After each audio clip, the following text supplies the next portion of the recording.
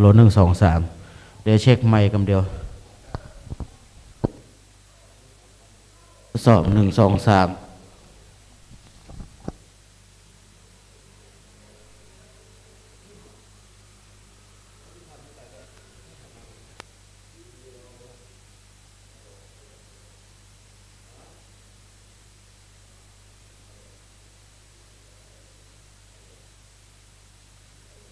โลไม่ลอยตัว1สวิกเปิดบอกให้ดีบางทีก็เปิดติดบางทีก็เปิดบัดติดเปิดติดแล้วก็ดับฮะเดี๋ยวค้างสัปโทน1 อันจะเอาไปบ้านพ่อนายนกเอียงเนอะค้างสัปโทน1 อันเดี๋ยวจะประกาศรายชื่อลงทานเพื่อเป็นการทดสอบไมค์ไปในตัว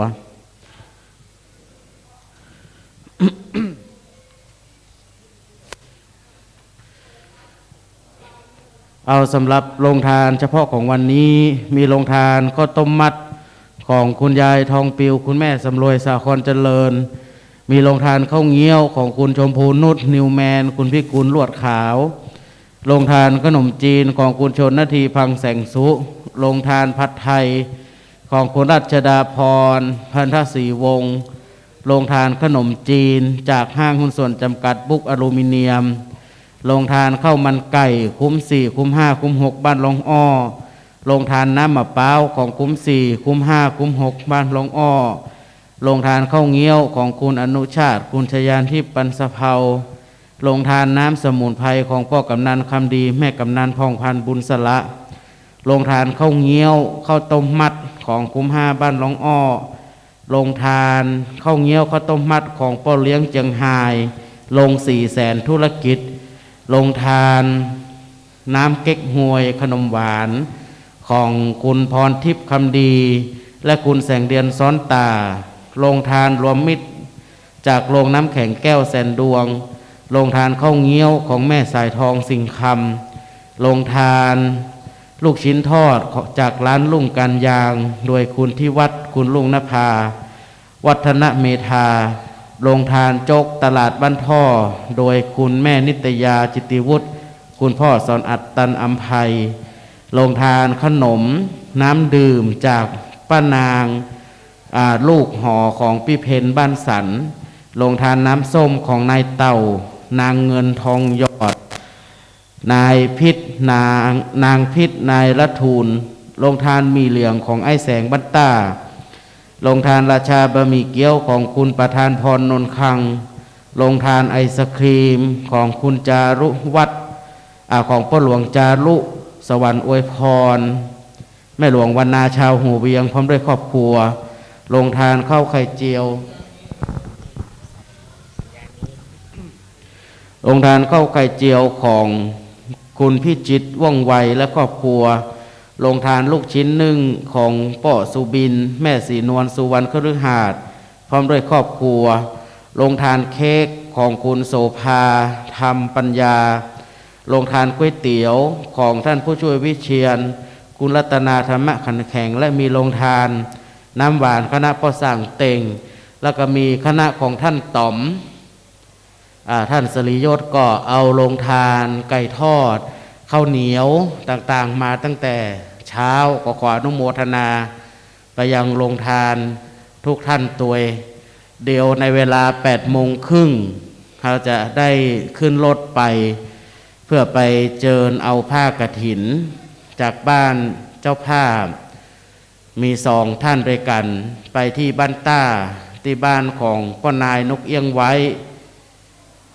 และก็เดินทางไปที่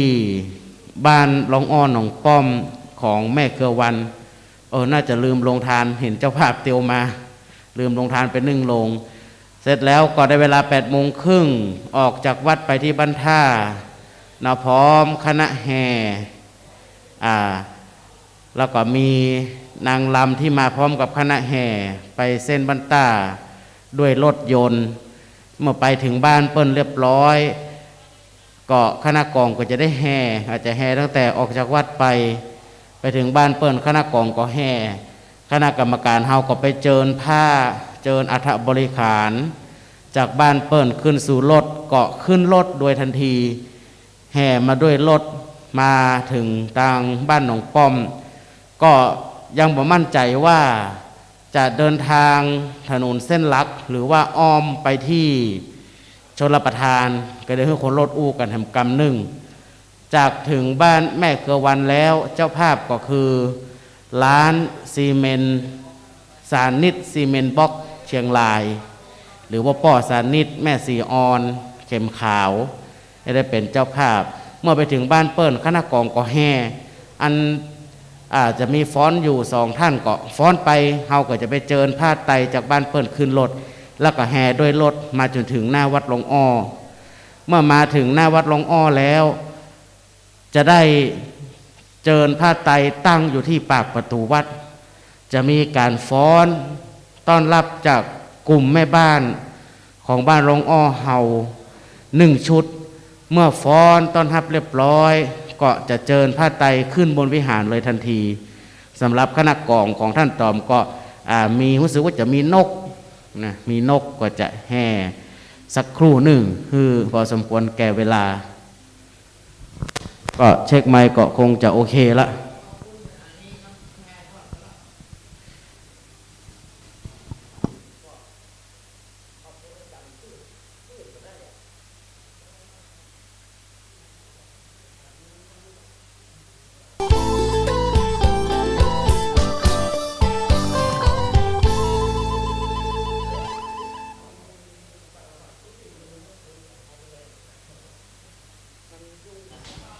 คณะนี้ได้ทำการถ่ายทอดงานทอดกฐินสายสามัคคีของวัดหลวงอ้อก่อนนะครับการอนุเคราะห์เมตตาจากทางสถานีวิทยุพระพุทธศาสนาแห่งชาติและสังคมขึ้นเพื่อการศึกษาพุทธศาสนาและวัฒนธรรม FM 104.50 เมกะเฮิรตซ์จากวัดฝ่ายหินโดยการอนุเคราะห์เมตตาจากหลวงพ่อพระครูสมุวิสุวัตวรกิจโจท่านผู้อำนวยการสถานีได้ให้การอนุเคราะห์เมตตามาทำการถ่ายทอดเสียงและภาพได้ออนไลน์ไปทั่วโลกให้พี่น้องท่านผู้ฟังศรัทธาเครือข่ายสายธรรมที่บ่ได้มาติดภารกิจก็สามารถฟังวิทยุทางบ้านได้ฟังทางเฟซทางไลน์ก็ได้วันนี้เป็นวันอาทิตย์ที่6 พฤศจิกายน 2565ซึ่งทางคณะศรัทธาของวัดหลวงอ้อโดยได้รับการเมตตาอนุโมทนาบุญจากพ่อนายนกเอี้ยงหรือคุณเอียนไว้ก็ได้เป็นประธานเจ้าเก่าเจ้าศรัทธาได้บริจาคปัจจัยเป็นจำนวนเงิน 100,000 บาทเพื่อทอดกฐินสายสามัคคีก็จะได้นำปัจจัยนี้มอบถวายให้ทางคณะพระสงฆ์องค์เจ้าทางเจ้าวาดก็จะได้นำทำการบูรณะปฏิสังขรณ์ในสิ่งที่มันทรุดโทรมเพื่อให้มันดูดีขึ้นแล้วก็ได้มีเจ้าภาพเจ้าสถานท่านหนึ่งได้ประสานก็เลยได้มอบหมายให้ช่างทองช่างบัวทองได้ไปพอรอบพระธาตุรั้วรอบพระธาตุกำแพงรอบพระธาตุว่าช่วงบนมันเราจะใส่แผ่นกระเบื้องมันจะเสี่ยงทุนทรัพย์ต่อใดก็จะได้แจ้งประสานไปทางเจ้าภาพเจ้าสถาทำครั้งหนึ่งว่าวันนี้เป็นวันอาทิตย์พี่น้องที่สามารถเดินทางมาร่วมได้ก็ขอเชิญเนอะในเวลา 8 โมงครึ่งเหมือนกับทางเจ้าวัดได้ประชาสัมพันธ์ไปตะกี้เขาจะได้เคลื่อนขบวนไปแห่เอาต้นกฐินที่บ้านพ่อนายเอียนไว้หรือว่าคุณนกเอี้ยงติมันตะหลังจากนั้นก็จะไปแห่เอาขบวนกฐินเอาต้นกฐินที่บ้านของคุณแม่เครือวัน ที่บ้านของคุณแม่เครือวันบ้านหนองป้อมแล้วก็เขาจะเริ่มพิธีในทางพุทธศาสนาก็คาดว่าประมาณ10 โมงป่ายเพราะว่าพี่น้องท่านผู้ฟังประมาณ11 โมง จะเริ่มพิธีเมื่อเขาแห่มาแล้วเขาจะมาตั้งขบวนที่หน้าวัดเนี่ยก็จะมีการแสดงเกี่ยวกับศิลปะวัฒนธรรมประเพณีพื้นบ้านล้านนาก็มีการฟ้อนรำวันนี้ได้รับการอนุเคราะห์จากคณะแห่อย่างมูลจำชื่อไปได้มา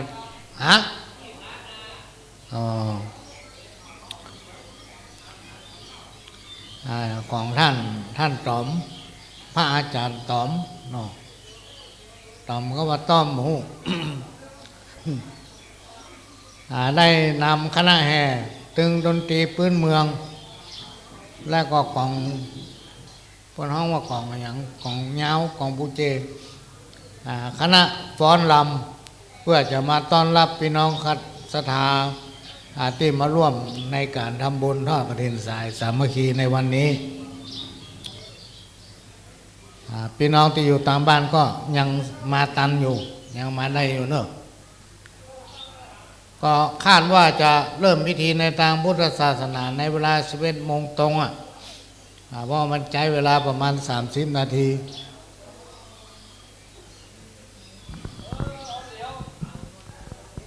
ก็ต้องขอกราบขอบพระคุณท่านผู้อำนวยการสถานีขณะนี้พี่น้องก็รับฟังรายการไปเรื่อยๆก่อนก็จะมีการเปิดเพลงรอไปเรื่อยๆรอไปเรื่อยๆแล้วในช่วงบ่ายวันนี้บ่ายโมงถึงบ่าย3แล้วก็5 โมงถึง6 โมงรายการของพ่อหลวงสว่างมาได้จัดเนอะวันนี้นะมาได้พบปะพี่น้องท่านผู้ฟังเนอะเพราะจะมัวอยู่ตั้งวัดแล้วก็ตอนค่ำก็มีภารกิจก็ขอเอิญบอกกล่าวให้พี่น้องเครือข่ายสายธรรมพี่น้องที่จะเดินทางมาร่วมบัดต้องห่อเข้ามาว่ะมันมีโรงทานอยู่หลายโรงทานวันนี้นะตามที่ท่านเจ้าวาดได้ประชาสัมพันธ์ไปตะกี้ก็ฟังเพลงจากสถานีไปได้เลย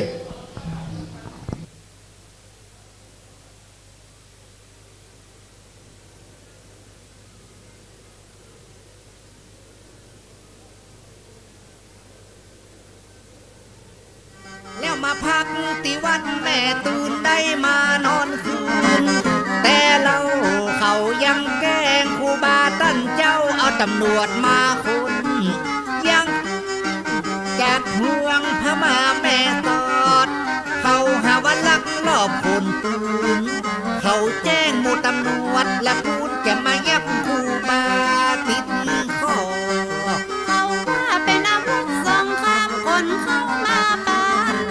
ว่าบอกครูบาเดินทางมาจากแม่สอดบ่ได้คนยัง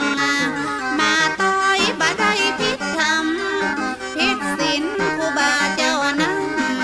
นิ่งเฉยมีกล้าเปิดแก้บเจ้าบ้านเขาเอามาต่อยถูกต้องกฎหมาย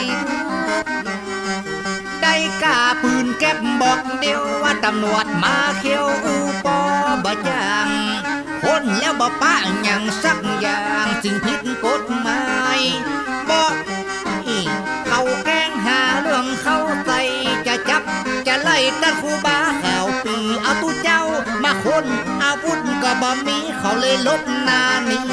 จัดหมอตำรวจจะจับครูบาก็จับบ่ได้แต่นอตำรวจแต่งหน้าโป๊ปากันเดินห่อปิดไปตำรวจจะจับ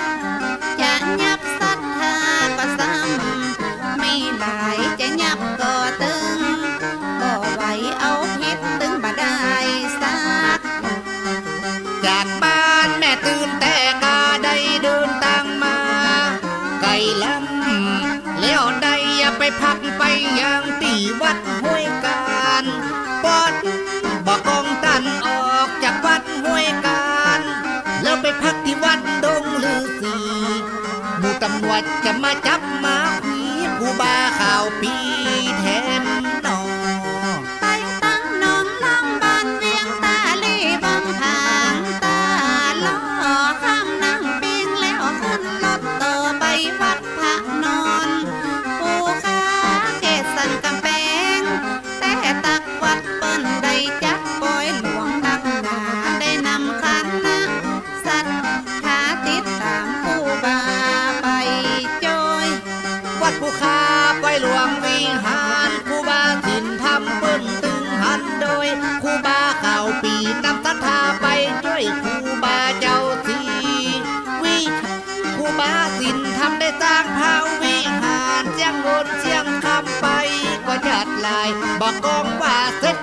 ลวงเมื่อนายเลยลาปิ้งไปบ้านเก่า ผู้บ้าข่าวปีปิกมังลีแม่เตือนปัญญาบ่ลืมบ้านเก่าทางราชการผู้ข่าวมาไล่ตั้นเจ้าผู้บ้ายังมาอันพบหมู่แสนที่เศร้าใจนักหนาจองล้างจองผ่านผู้บ้าแสนแบกขาหน้าตัว ผู้บ้าจะมาจะไปก็มานับใจ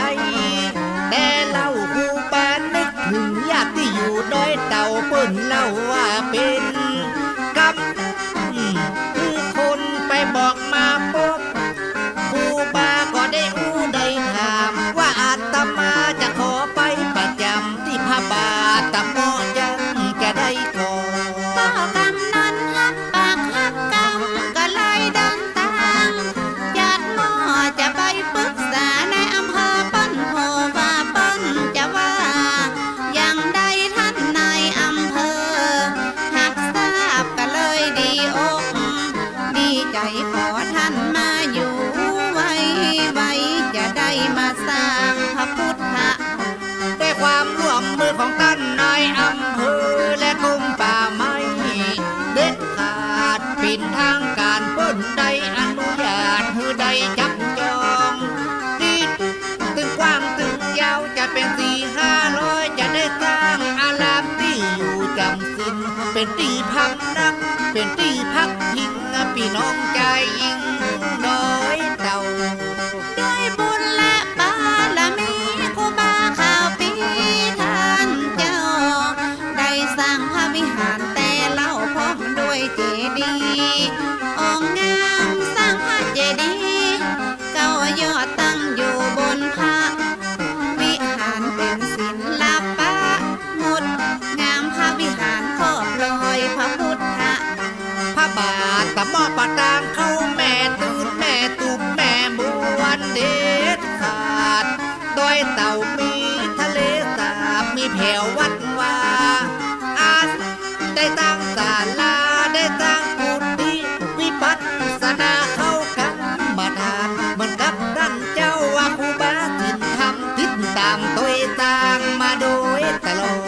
ด เป็นลูกศิษย์ครูบาศรีวิชัยอาจารย์ไปไหนติดตามไปตลอดพี่น้ององค์ก่อยดอยเต่าแม่สอดพดแถวบ้านตาสองยางบ่ว่าลาปูนเยียงใหม่พดแถวเมืองเป้าเมืองฝางเขตอำเภอลีศพปราบลำปางติดตามตนบุญวิ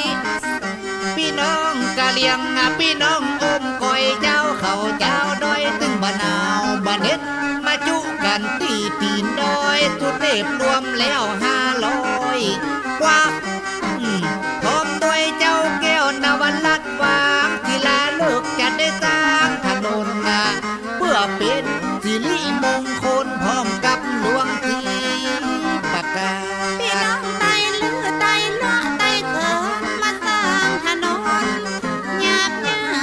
บจนบ่เหงื่อไหลใครอาบตาไหลพัดไปสิบฟ้าพ่องกำขอบกกำมุยเม็ดงกมายกบะหินบ่าผาพ่องเหงื่อบ่ย้อยเข้าตาไผเติมบ่ว่าบ่จุก พี่น้องละปูนแม่ทาต้มหัวจ้างก็มาพ้นแผ่วบ้านหงพี่น้องวังหลวงโพดแผ่ววังมนมาช่วยกันสร้างพ้นลัดตามห้อมดอยหิมห้วยน้ำตกห้วยแก้วช่วยกันเที่ยวกันทางมาช่วยกันเที่ยวมาแบ่งหนตังจุดใดสำเร็จเด็ดขาด เจ้าแก้วนวรัตน์ก็ตึงยินดีพร้อมกับหลวงศรีปากขาดยังนำเรื่องนี้น้องกราบครูบาเจ้าสีวิชัยขอมือครูบาอุปสมบทขอป้องหันองค์หันใจครูบาเจ้าสีวิชัยผัวเกิดเรื่องให้เหมือน เลยอุปสมบทเป็นครั้งที่3คงบ่มีมารมาลาวีเดือดฮ้อนจะได้จัดงานคือพร้อมแค่ลองหุ่นตามแต่ทำบุญท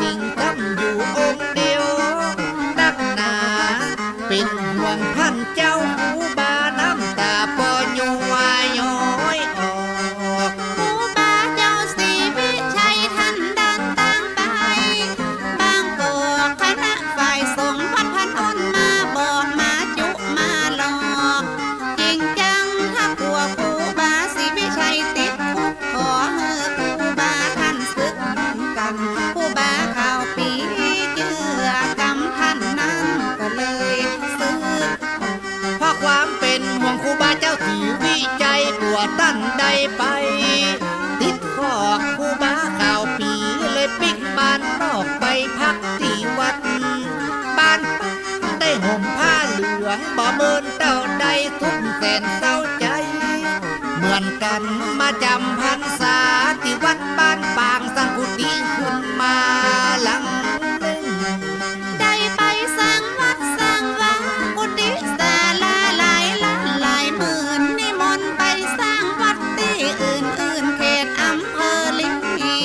จริงจังกลับไปประจำวัดพระบาทตะเมาะวิปัสสนาเข้ากรรมฐานไปสร้างวัดวาอารามเป็นกิจกรรมงาน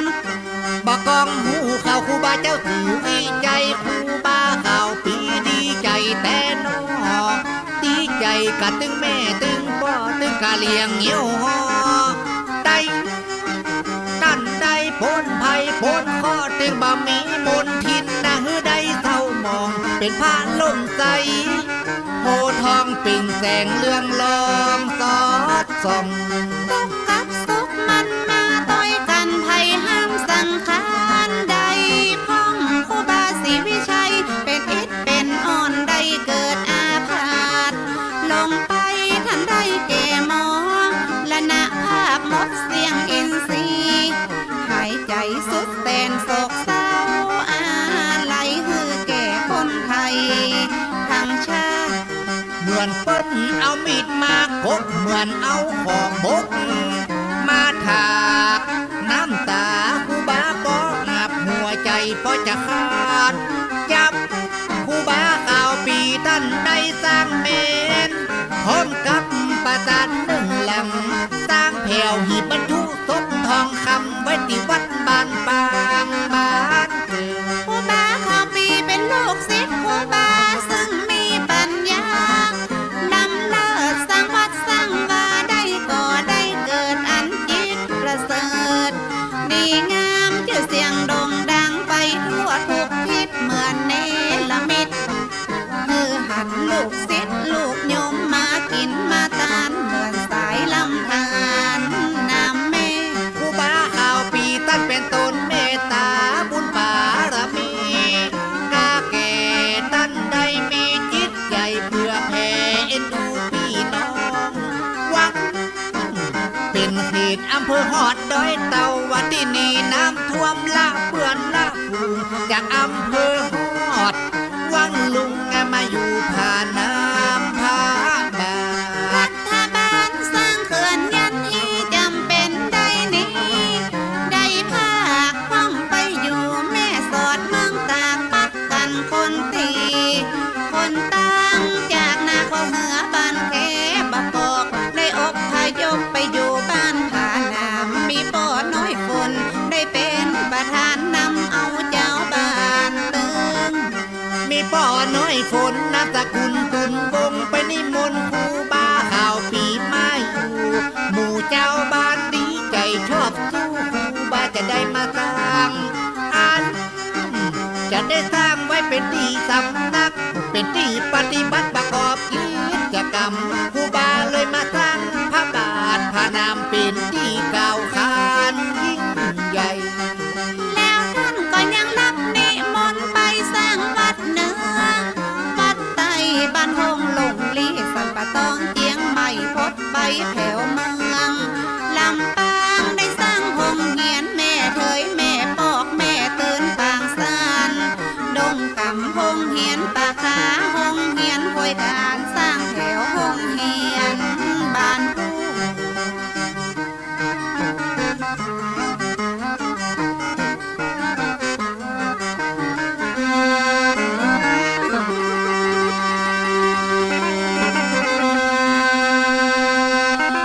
ค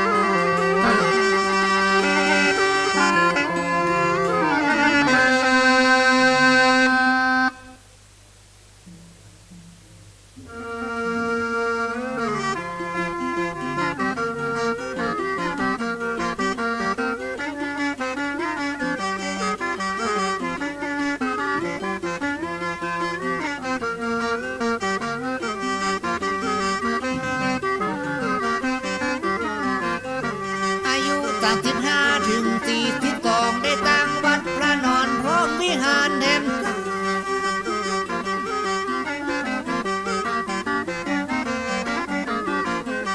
ตำบลนาบกอกกาลปุนว่าอันได้ตั้งวิหารพระบาทสมยอดเหมือนกันนะตำบลป่าปูอำเภอบ้านโฮงกูบาบะเคยจมแต่เสียงเงินนากี่ปานกำแม่กำไปสร้างวิหารลำปางกลางลายตะวันออก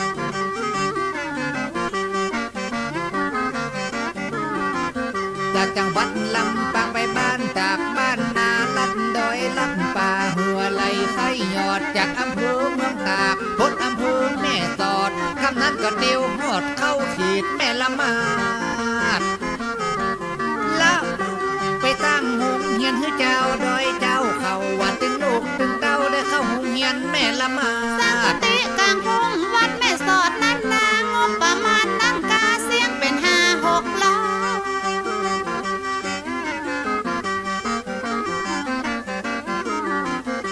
กำนันก็จวนเอาศรัทธาใหญ่น้อยลัดเขาลัดดอยไปพม่าเหมือนกันไปสร้างพระเจดีย์5 องค์แถมสร้างพร้อมพระวิหาร1 หลังก็ญาติงามนาเจ้าแม่นีวัดมาละมาตีวัดเปียวดีพม่า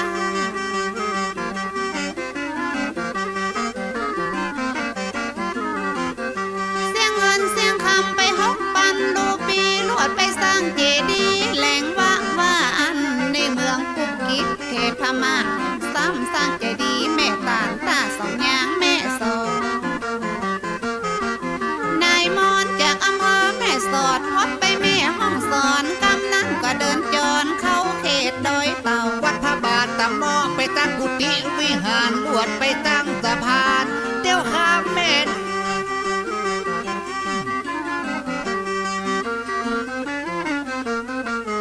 เขตอำเภอหอดกูบาเขาปีได้ตั้งเสียงนกประมาณไป700เหมือนกันนะได้ตั้งศาลา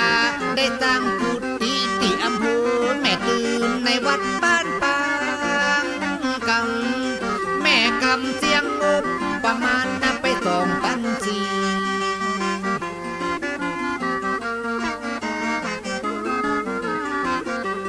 ได้สร้างเมนครูบาเจ้าสีวิจัยกับประสาทนอนายเสียงไปอย่างอี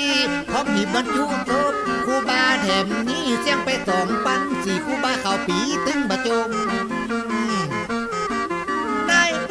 ตั้งแต่ป่าปูติดต่อกับบ้านห้องครูบาได้ตั้งถนนถึง4 กิโลกว่า เส้นถนนบ้านห้องไปสร้างกุฏิห้อยทรายเสียงงบประมาณไป1,700 ล้าน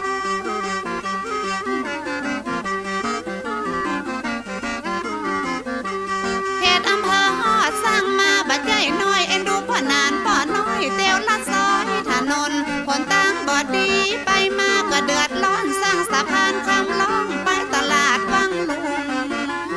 บุญเจ้าแม่บุญเสียงงบประมาณบุญ1,700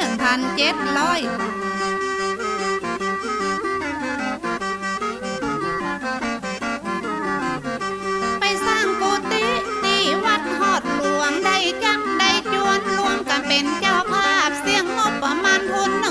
1,270 บาทให้มาบริจาคเก็บเอามาใส่ลายแดงวัดหนองอาบย่างครูบาได้สร้างกำแพงเสียงไปลายแดงงบประมาณ1,400 สร้างเจดีย์ศพเตี้ยเขตอำเภอจอมทองเสียงเงินเสียงทอง2,400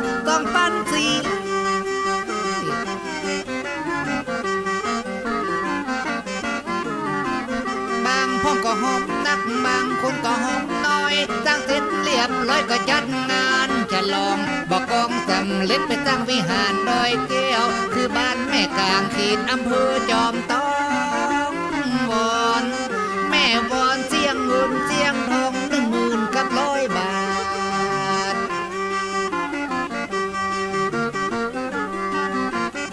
ตำบลทุ่งสะโตกอำเภอสันป่าตองครูบาไปนอนไปก่อไปสร้างวัดท่าจำปีแปลงวิหารแถมซ้ำเสียงบประมาณไปถึง8,400ในอำเภอบ้านโฮงไปสร้างวัด านป่าผู้บ่เจอลองไปพอดูเสียงไป9,000 บา อนุ ท สาวรีย์ครูบาเจ้าสีพี่ชายมีวัดสวนดอกเยี่ยมใหม่ยังได้ไปสากราบน้อง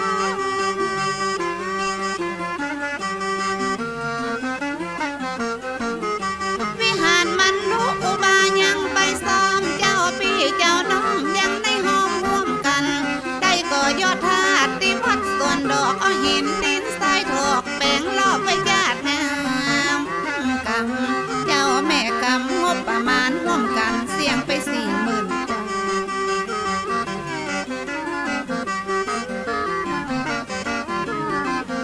ไปสร้างศาลาพร้อมตั้งครัวไฟในวัดหมื่นสารว่าจะตานไปหน้าซื้อวิทยุใส่ทานบ่ได้ใจไฟฟ้าตานคือกับครูบาอิตะเจ้าอาวาสแถมกำได้สร้างห้องไฟไว้ที่วัดหมื่นสารเสียงงบประมาณไปถึง4,000 บาท สร้างกุฏิแม่เทยตำบลแม่ตื่นให้ถึงบ่ลืมเขตอำเภอ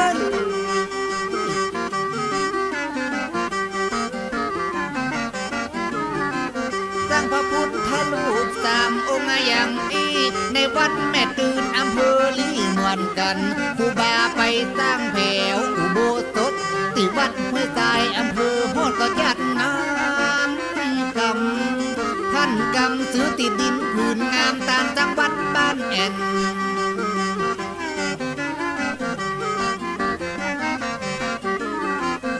ไปตั้งวิหารที่วัดสาลปีตำบลทุ่งปีสันป่าตองว่าอันจังหวัดหนองหมูหัวเวียงแถมนั้นที่วัดห้วยการอุโบสถหลังใหญ่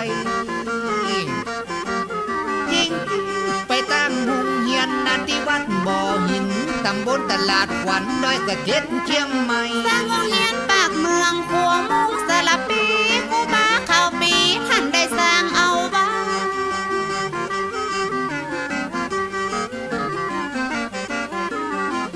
เมื่อไปสร้างตั้งเหนือเมื่อไปสร้างตั้งใต้ครูบาสร้างไว้หลายหมื่นหลายแสนสร้างโรงเรียนปากเมืองเสียงไป150,000ยังได้ไปสร้างโรงเรียนปะจี้ฟังแดงเจ้าแม่แนงเขตอำเภอแม่แตงจังหวัดเชียง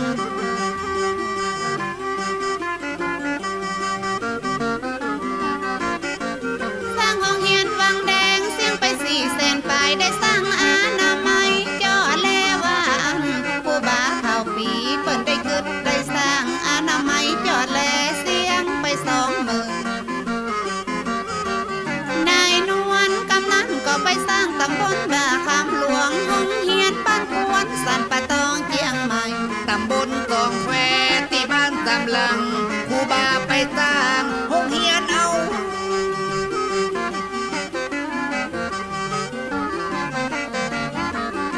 ห้องเฮียนห้วยน้ำดิบตำบลคงเป้าเชียงใหม่ครูบาสร้างไว้งบประมาณ100,000ไปสร้างห้องเฮียนบ้านหลวงสีจอมตองตอนนั้นเข้าของมันก็เริ่มจะแพงเฮ้ยแม่แนนหมดไป170,000 กว่าบาท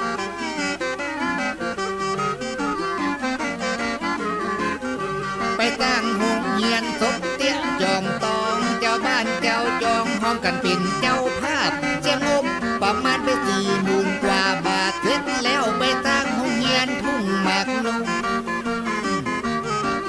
แถมเสร็จจากห้องเฮียนสังติว่าราชการณอำเภอจอมตองจังหวัดเชียงใหม่ ได้สร้างโรงเรียนที่วัดป่าตาลอำเภอป่าซางตำบลม่วงนอง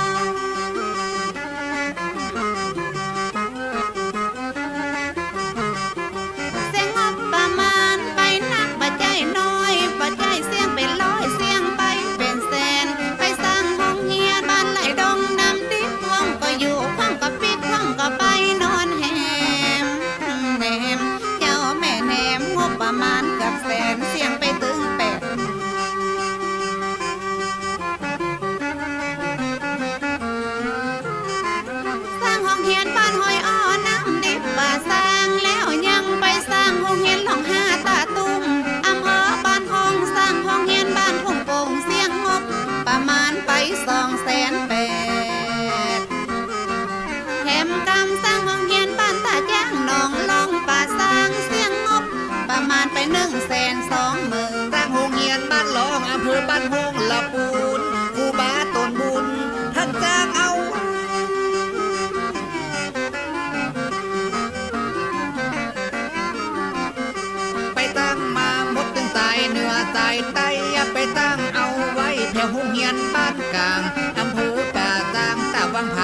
าลีหงเฮียนน้ำพุแถมหลังก็จัดงานกำแม่กำไปตั้งหงเฮียนห้วยการเสียง150,000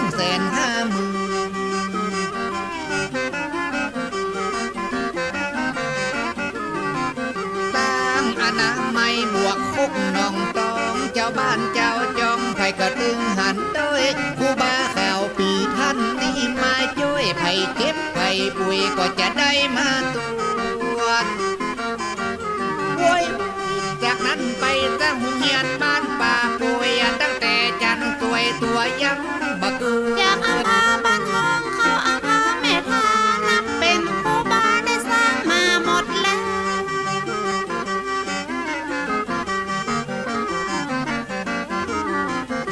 ปัจเจือก็ลองจวนกันไปแอวพี่แก้วน้องแก้วไผก็หูก็หันได้สร้างห้องเฮียนบ้านทาสีบ้านห้องเฮียนดอยแก่และกำแพงวัดดอยคัง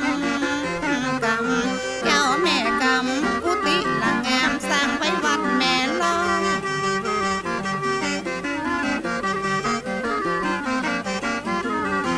เขตตำบลแม่ทาตำบลท่าขุมเงินบาเดียวจะลานตั้งด้านในด้านนอกถนนหนทางบ่อบาดาลล้อมรอบพอดทางเหมือนเข้าพดบ้านท่ากา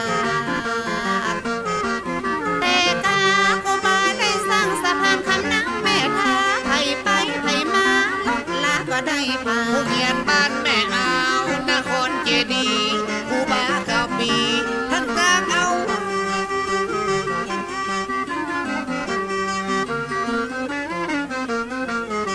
บ้านเราปงเสือตั้งโรงเรียนเอาไว้แล้วท่านยังไปตั้งแผ่วพาววิหารตั้งพระเจดีย์ที่วัดท่านอนตำบลบ้านกอกเพื่อได้กินได้ตานกำมาก็เจ้าแม่กำยังไปสร้างสะพานข้ามน้ำแม่ใหญ่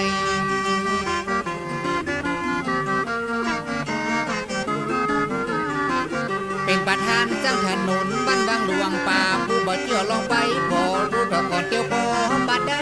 ผู้บ้าข่าวปีตั้งถนนเอาไว้บ่ใจไกลไกลถึง4 กิโลก่อนต้นแต่โรงเรียนดอยก้องอำเภอบ้านโฮละพูนนับว่าเป็นบุญนะของหมู่ละอ่อน 2521บ้านเนาเน็ตร่างกายครูบายังไปอำเภอฮอดแถมค่ะ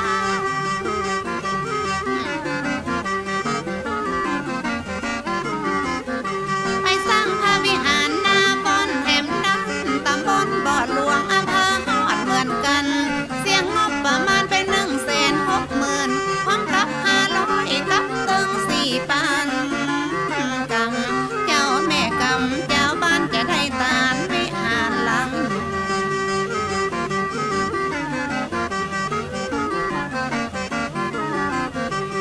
หลังจากนั้นไปจังหวัดลำปางไปสร้างห้องเรียนที่วัดนาแก้วของอำเภอเกาะขาสร้างจนเสร็จจนแล้วไปวัดศพบุงได้ใส่สร้างสถูป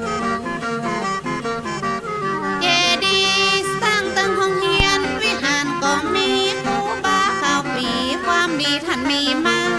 จากเชียงใหม่พ้นไปลำปางครูบาข่าวปีเดินตามมาได้อยู่ได้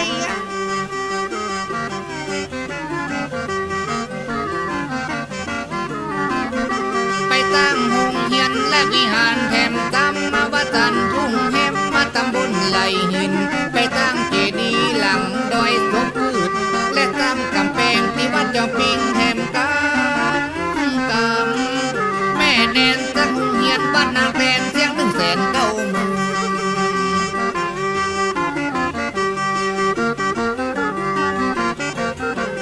บาบะกรวยคัดยังนับกินนิมนต์หันศรัทธาญาติโยมครูบาก็ยิ้มละลื่นใครจะนิมนต์ไปสร้างวัดที่อื่นครูบาก็ยังขึ้นไปเป็นประธานสร้างก่อแถมท่านฮักนิมนต์ไปจังหวัดลำปางยังไปเป็นประธานสร้างวัดตันทุ่งหา เจ็บตัดใดตึงบ่มีไผหู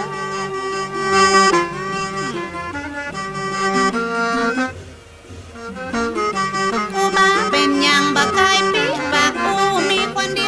ยว ขณะนี้ท่านก็กำลังรับฟังการถ่ายทอดสดถึงเสียงและภาพเผยแพร่ไปทั่วพี่น้องท่านผู้ฟังที่อยู่ทางบ้านก็สามารถรับฟังทางวิทยุและก็ทางเฟซทางไลน์ได้วันนี้ได้รับการอนุเคราะห์เมตตาจากสถานีวิทยุพระพุทธศาสนาชาติและสังคมขึ้นเพื่อการศึกษาพุทธศาสนาและวัฒนธรรม FM 104.50 เมกะเฮิรตซ์วัดไฟหินโดยท่านผู้อำนวยการมาทำการถ่ายทอดที่วัดหลวงอ้อในงานกฐินสายสามัคคีพี่น้องท่านผู้ฟังสามารถอยู่ทางบ้านฟังได้ทางเฟซทางไลน์ฟังทางวิทยุพี่น้องที่อยู่ในต่างแดนต่างประเทศต่างจังหวัดก็ฟังได้ทั่วทุกภาคในเวลา 8:30 น.ตอนนี้ถึงเวลาแล้วที่คณะกรรมการก็แก่วัดอาจารย์จะได้ไปแห่เอาต้นกฐินบ้านประธานก็คือคุณนกเอี้ยงคุณเอียนไว้ที่บ้านตาแห่มาเสร็จเรียบร้อยก็จะได้ไปแห่เอาต้นกฐินต่อที่บ้านจะไปก่อนไปนะแล้วสักคำจะไปอุ้มก่อนที่บ้านของคุณแม่เครือวันน้องป้อมเมื่อมาพร้อมกันแล้วเขาจะได้ตั้งขบวนที่หน้าวัดนี่จะได้ตั้งขบวนที่หน้าวัดแล้วก็จะมีคณะฟ้อนรำคณะแห่ของท่านต่อมได้บรรเลงเพลงก็จะมีการฟ้อนรำอยู่ที่หน้าขบวนสักแป๊บหนึ่งวันนี้นะครับการอนุเคราะห์จากสื่อหลายแขนงที่จะมาทำการเผยแพร่ภาพและก็ถ่ายทอดตอนนี้พร้อมแล้วก็มารวมกันที่หน้าวัดเนอร์ไผ่ตี้ไปบ้านคุณเอียนตอนนี้มาจุกันที่หน้าวัดได้เวลาที่จะไปกันแล้ว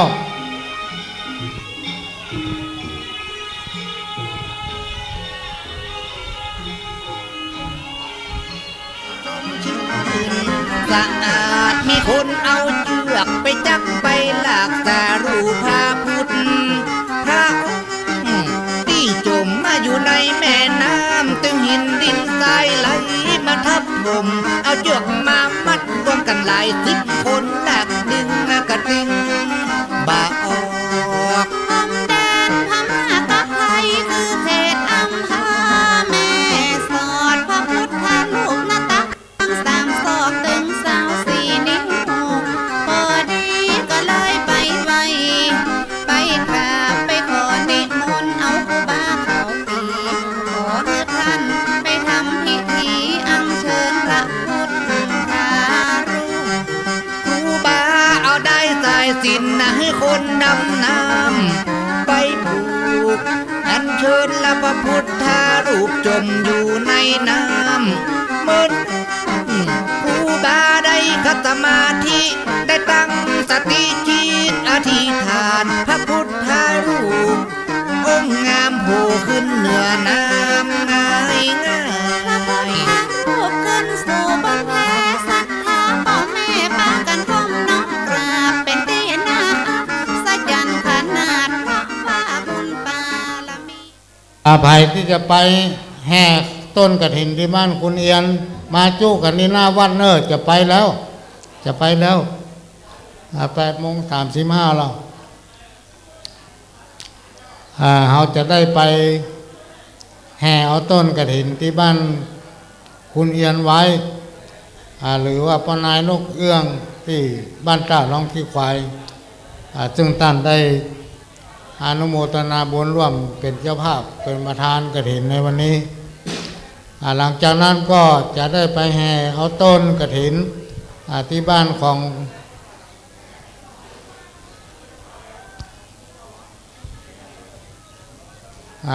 แม่เครือวันน้องป้อม2 ที่เสร็จแล้วเขาจะมาตั้งขบวนหน้าวัดงามๆเพื่อจะได้ร่วมกันบันทึกภาพ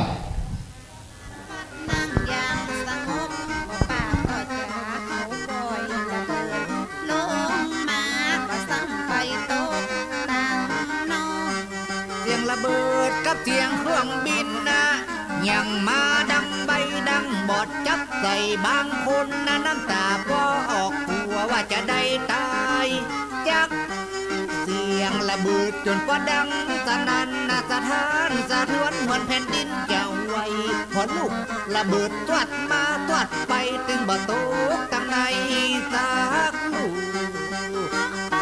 ละมีครูบาคุ้มครองรักษาโบราณโบลูกห้ามระเบิดบ่มาถูกในเขตพวงแก้วอารามพ่อปาละมีครูบาช่วยกันเกิดขึ้นสองครั้งกับกันครั้งที่สองเกิดที่หนทางที่ครูบาจะไปสร้างวัดที่ใน จะได้สร้างตั้งพระวิหารเครื่องมือก่อสร้างมานักแต่นักว่าจะได้คนเล็กจะได้คนลาเอาใส่บนล้อบนหมู่พวกทหารญี่ปุ่นนะเขานั้นซ้ำได้ยินใส่เสียงเขานึกว่าปล้นมาลักคนเสบียงเขาเลยยิงปืนเข้าใส่ ญี่ปุ่นนึกว่าศัตรูเขาตึงบัดทำบาดไทยบางห้องก่อนล่อนไปลบเก่าไม้บางห้องก็ได้ตาคอนเขายิงปืนลัวเขาใส่ดังเหมือนหาฟ้าหาฝนต้นไม้ปอหักก้มลงฟังเสียงปอดังสา แต่ท่านนะครูบาข่าวปีท่านนี้จึงบ่มีไหวหวันรวมจิตอธิษฐานตั้งมันรับตาเอามือท่านพอเขาว่าเอาปืนมาลัวแต่ว่าจึงบ่ถูกตัวตนตึงบ่โดนไผในสักคนนะเหมือนมีกำบังพิเศษ ครูบาเป็นตนมีบุญมีพุทธคุณพระเวทถึงข้าวจะเกิดอุบัติเหตุเหมือนมีองค์เทพเทวาท่านคอยคุ้มครองท่านเจ้าบ่ฮือโศกเศร้าโศกาเมื่อพ้นจากภัยนาสิ่งที่ผ่านมาลูก เมื่อครั้งได้ตั้งวัดดอยผ่านน้ำหน้าอัศจรรย์เสียงอย่างผู้บาเตียวลงดอยลูกนั้นเตียวมาได้แค่ก็ได้มีบะหินก้อนใหญ่กิ้งไต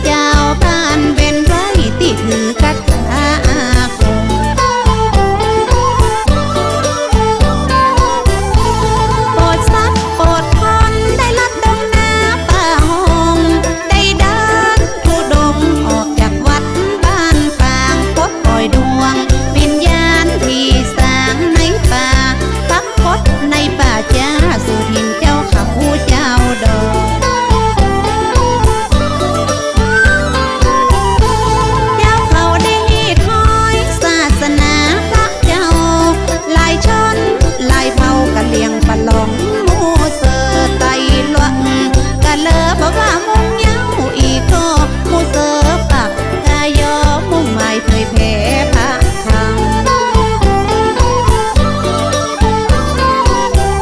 แสงสว่างนำทางคือแสงธรรมพระเจ้าเจ้าไทยผู้เขานับถือท่านเจ้าผู้บาจนได้มีวัดวาคือเขตอำเภอลีเพราะว่าปาละมีผู้บาเจ้าศรีวิชัยห้องย่อมย่อมเลื่อมใสทั้งกายทั้งใจหายเศร้าเลยได้ถึงพระเจ้าปากระสางวัดวาก่อนจะเข้าพรรษาได้พาลูกหลานมาบวชได้โกนคิ้วโกนหนวดบวชอยู่วัดบ้านป่า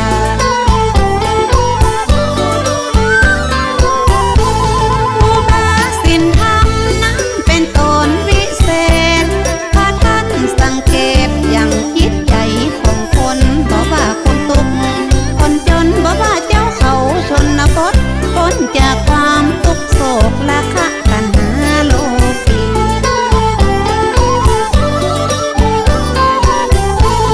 บุญบารมีดังทั่วธานีเขตห้องเล่าลือดังกองว่ามีพระองค์อินมหาผู้ทรงสินได้มอบแผ่วดาบพิเศษดังไปทั่วเขตคือดาบคลีกันใจ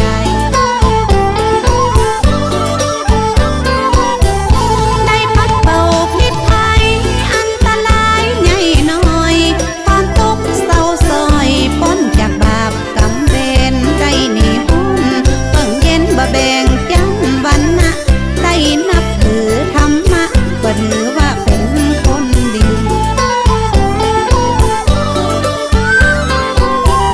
เรื่องคาถาปาละมี30ปัดตามเจ้าผู้บ้าได้สวดคำเจ้าทั่วประเทศแผ่กระจายหรือเทวดาดนใจบังเอิญได้ไปพบออกครูดงปักกดแล้วได้ไปพบพายันในกลางป่าดงดำมีต้องมีดอนมีห่างต้องน้ำพื้นนั้นต้นยาถูกเผาไฟบ่ใจนาคนไทยเป็นของคนกะเหลี่ยงโดนไฟเผาเหี่ยเกี้ยงบ่ไม่ก็คือห่างนา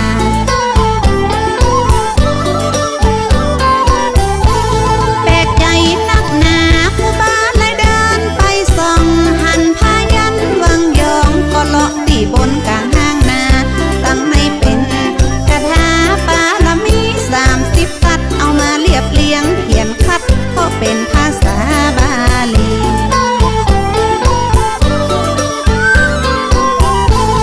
กันตั้งพูดผีเคาะไพลีตั้งนาสวดมนต์ไหว้พระปาละมีคุ้มครองจะร่ำรวยเงินทองไว้ปาละมีเก้าจำศักดิ์สิทธิ์เจนล้ำสืบมาหลายเจนจนบาได้เดินผู้ดงกระถาอาคมแก่กาพกห่มกายาคือผ้าสีกักดำผ้ากักห่มคองจริงจังผ้ามัดอกและไม่เต้าใส่หมวกใส่วอร์มหน้าหนาวมีตาละปัดใบลานและมีลูกตาคำไม่สลีปั้นตนปฏิบัติสูงล้นเจริญด้วยศีลด้วยบุญพุทธคุณธรรมคุณสังฆคุณ108กรรมฐานบ่ฮือแตกลัดแดกคุณเขาล้านนา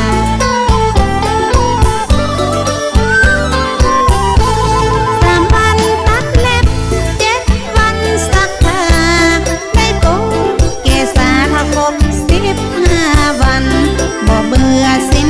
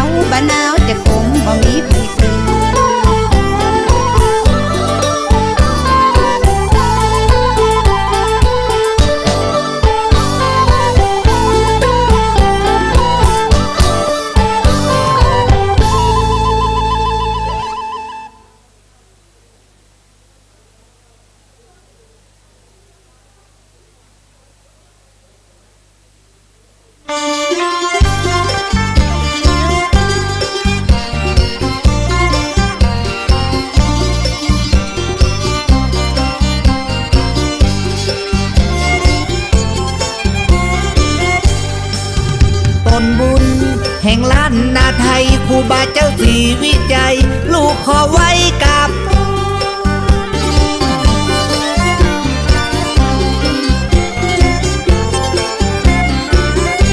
ผลงานบูรณะและปฏิสังขรณ์ทั่วโคงเขตห้องปูชนียสถานได้สร้างวัดอำเภอลีลาปูนวัดจอมตะลีใต้มุนบุญเลืองบ้านปางกำแม่กำต้นครูบาจินธรรมได้สร้างเป็นวัดแหล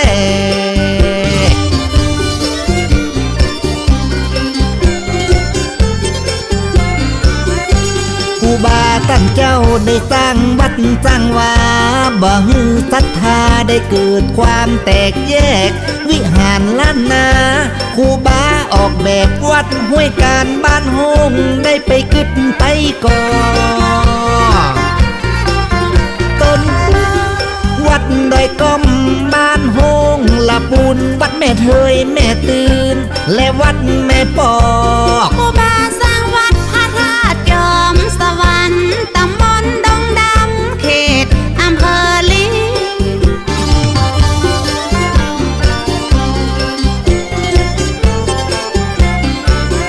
วัดพระธาตุห้าดวงได้สร้างองค์พระเจดีย์วัดพระธาตุดอนแก้วเขตตำบลบ้านปวงสร้างวัดหนองปะตึงและวัดต้องหัวจ้างวัดพระธาตุดวงเดียวหรือพระธาตุหนึ่งด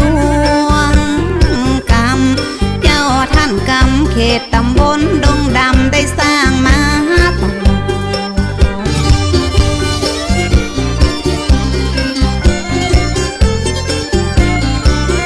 วัดพระบาทตากผ้าครูบาได้สร้างพระวิหารอำเภอป่าซางตำบลบ้านกอกวัดพระนอนม่อนจ้างสร้างวิหารล้อมรอบตำบลบ้านกอกติดกับวัดพระบาทเจิญจวนสร้างวิหารวัดป่าปูและวัดวังหลวงเจดีย์หัวขวดและพระธาตุสามยอด สร้างพระวิหารพระมหากระจายวิหารพระเจ้าตันใจซื้อกระเบื้องปูนไม้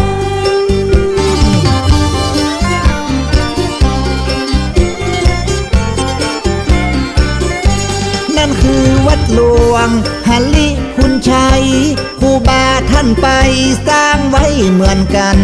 ไปบูรณะวัดกูรมัก หรือว่าวัดรมณียารามกำท่านกำไปสร้างพระวิหารวัดพระธาตุดอยเจ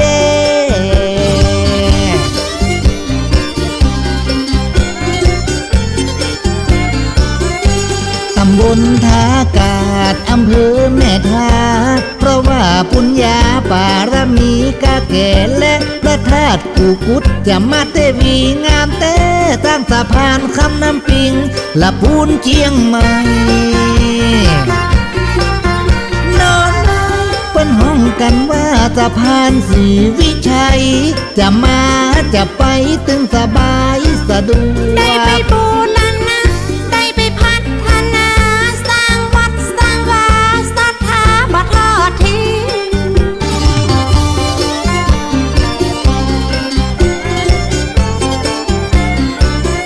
ได้ไปบูรณะ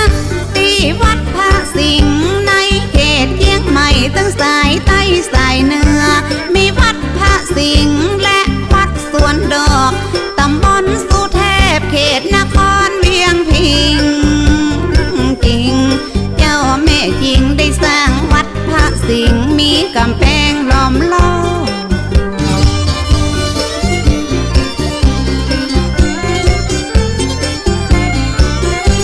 ตำบลสุเทพเขตวัดสีโซดาไปแอวเล่นมาได้ไปสานอมนอกสกกิทาคาสุเทพสวนดอกวัดอนาคามีเขตตำบลสุเทพแถมกำบูรณะวัดป่าแดงและวัดหมื่นสารวัดกูเต้าจัดงามอยู่ตำบลจ้างคือ วัดพระนอนขอนม่วงก็ได้ไปสร้างเหมือนกันวิหารพระธาตุดอยคำวิหารวัดเขาแท่นน้อย วิหารพระนอนปูคาตั้งมาก็เรียบร้อยเขตสันกำแพงพุทธแม่ลิมแม่แตงวัดพันลังอำเภอดอยสะเก็ดพระธาตุดอยผาตั้งเขตสันกำแพงแหนงก็เจ้าแม่เน็ตอำเภอดอยสะเก็ดสร้างวัดดอยกู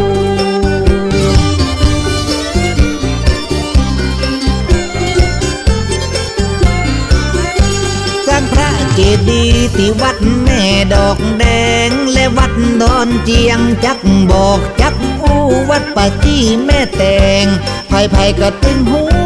และวัดดอนเจียงแม่แตงแฮมตีสร้างพระเจดีย์ที่วัดปางมาโอวิหารสีบรรพตแม่แตงเจียงใหม่ วิหารทำเทียงดาวได้สร้างสวยวิไลสร้างแผ่วพระธาตุกลางใจเขตอำเภอเมืองปาง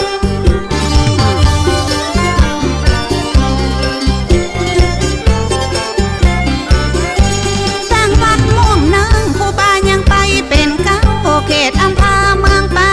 วัดพระธาตุศพฟางวัดตาตอนแม่อายครูบายังไปสร้างเสร็จพระธาตุศพฟางก็เข้าเขตอำเภอปายนายเจ้าแม่นายวัดแม่ปิงอำเภอปายยังได้ไปสาไปกา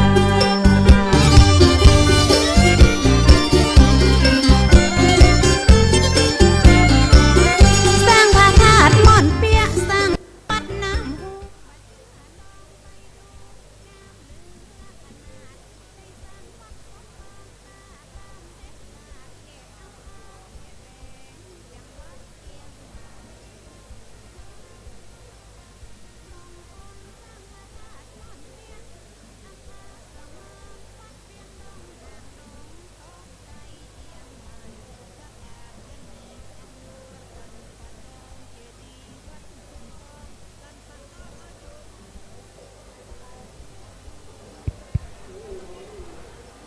ตอนนี้รถไปแห่ขบวนใกล้จะมาถึงครับเดี๋ยวจะตั้งขบวนที่หน้าวัดพุ่นเอารถแดงเป็นมอกแล้วอภัยที่มีต้นกระถินที่เอาไปได้จะเอาไปร่วมตั้งขบวนก็เจิญเนอะต้นไผ่ต้นมันถ้าบอกเอาต้นไปก็เอาตัวคนไปก็ได้เขาจะตั้งขบวนเอาไปห่างหน่อยห่างจากประตูหน่อยโหนี่มันได้มัดด้วยอ๋อ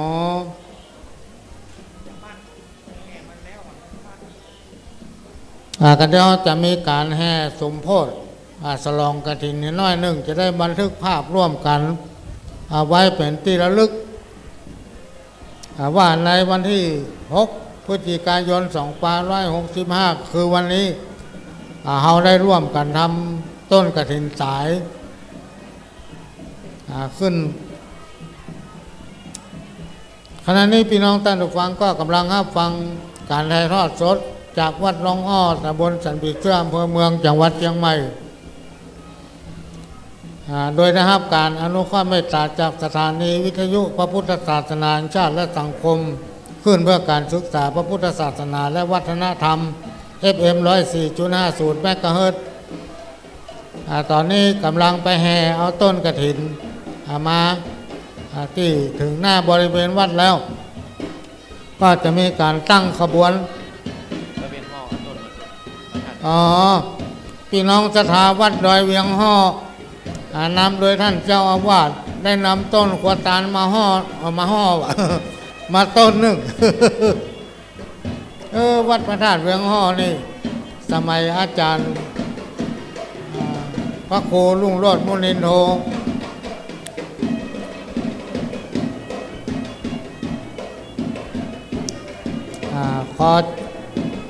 ขอเชิญพี่น้องศรัทธาวัดเวียงห่อเอาต้นกฐินไปถ้าไปได้ก็ไปกัดตัวเพราะพระทายหูเป็นที่ระลึกให้ตั้งขบวนที่หน้าวัดเราจะได้ร่วมกันบันทึกภาพไว้เมื่อเอาแห่กฐินตั้งขบวนบันทึกภาพไว้แล้วก็ขึ้นมาบนวิหารหรือว่าจะอยู่ที่ไหนก็ได้ตามอัธยาศัยเวลาเอาถวายกับเดียว พระสงฆ์จะได้เดินลงไปรับเจ้าวาดจะได้ลงเดินลงไปห้าประเกณฑ์ในการทอดกฐินในวันนี้ได้รับการอนุเคราะห์เมตตาจากพ่อนายเอียนไว้ หรือว่าคุณพ่อนายนกเอี้ยงได้เมตตาอนุโมทนาเป็นประธานกฐินในปีนี้ และก็ได้รับการอนุเคราะห์เมตตาจากญาติพี่น้องญาติสหายของแม่นายกวันดีบุญชละตะกี้นี้ได้ไปแห่เอาต้นที่บ้านแม่เครือวันแม่เครือวันน้องป้อมตอนนี้มาที่หน้าวัดละตั้งขบวนงามๆเนอะตั้งขบวนงามๆนะ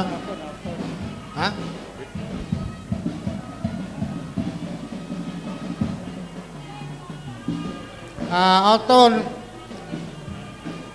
นสตางค์เอาต้นขวดตาลมาไว้ตั้งหน้าเนอะเอาต้นเงินมาไว้ตั้งหน้าใครที่มีต้นขวดตาลก็จะเอาไปร่วมได้เนอะต้นของลูกเขากำไปแล้วกันเดี๋ยวจะเอาปักต้นกล้วยหมดเอาต้น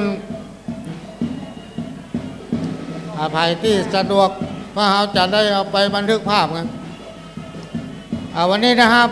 การอนุเคราะห์จากสื่อเนื้อหลายสื่อหลายเอาต้นไป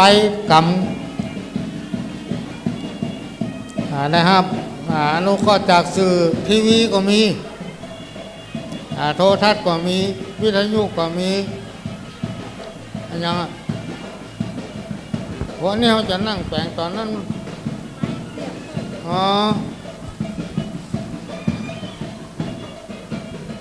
ไม่เสียบของคุณลูกยัง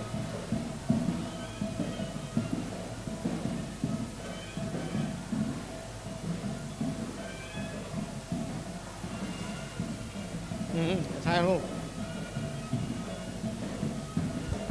เอาต้นขวดตาลกฐินต้นกฐินเอาไป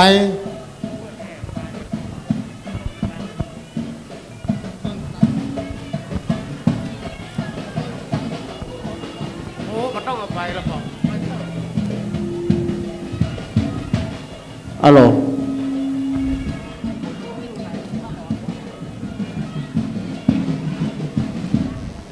อัลโหลคณะศรัทธาขนาดนี้เวลา9 โมงป่ายเอาจะรอเวลา9 โมงครึ่งจะฮื้อคณะแม่บ้านได้ตั้งขบวนต้อนรับในช่วงนี้คณะกองก็แห่ไปก่อนรอจนถึงเวลาประมาณ9 โมงครึ่งจะตั้งขบวนท่านคณะศรัทธาที่อยู่ในเต็นท์ท่านใดที่มีความประสงค์จะเอาต้นไปแห่ก็สามารถนำไปได้ท่านใดที่บ่สะดวกก็เอาไว้ที่เต็นท์ที่โต๊ะที่ท่านนั่งได้เนาะเอาตามจิตเจตนาแห่งคณะศรัทธาในช่วงนี้คือคณะศรัทธาที่กำลังแห่มาได้พักผ่อนสักครู่หนึ่งเพื่อหายเหนื่อยแล้วเดี๋ยวสักพักเมื่อถึงเวลาประมาณ9 โมงครึ่งนิดๆนะจะเป็นคนบอกคือได้จัดตั้งแถว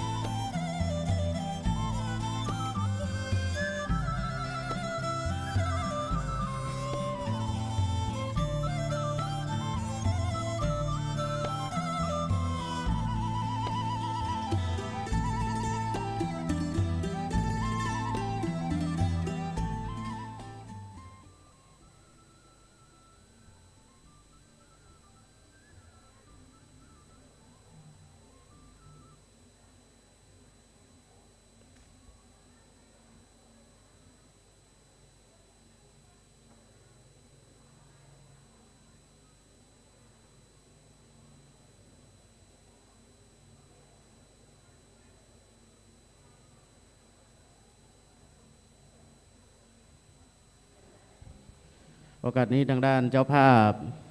ทั้งสองฝ่ายได้พร้อมคณะศรัทธาแม่บ้านของบ้านรองอ้อเฮาจะได้ฟ้อนต้อนรับองค์กฐิน เป็นการฉลองสมโภชไปในตัวได้เมื่อคณะแม่บ้านได้ฟ้อนต้อนรับเรียบร้อย เราก็จะได้เชิญผ้าไตรอัฐบริขารขึ้นตั้งไว้บนวิหารในโอกาสนี้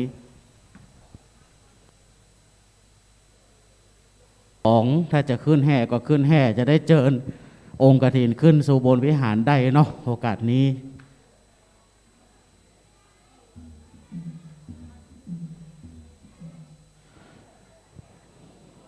เดี๋ยวเชิญท่านเจ้าภาพกฐินขึ้นมาได้เลยเนาะแม่เนาะทางคณะของพ่อนายนุกเอี้ยงไว้เชิญขึ้นด้านบนวิหารคณะของสานิตซีเมนต์บล็อกโดยพ่อสานิตแม่สีออนเข้มขาวเชิญขึ้นบนวิหารได้หากว่าบันทึกภาพได้พอใจแล้วนะฮะครับเชิญพ่อนายนกเอี้ยงไว้ขึ้นด้านบนวิหารได้เลยฮะพร้อมคณะองค์กฐินเนาะเข้ามาได้เลยทุกต้นนะฮะถ้าถ่ายบันทึกภาพเรียบร้อยเชิญขึ้นมาบนวิหารได้ยกต้นของพ่อนายขึ้นมาได้เลยนะฮะกองได้บรรเลงนะฮะกองแห่ข้างในก็ได้นะครับ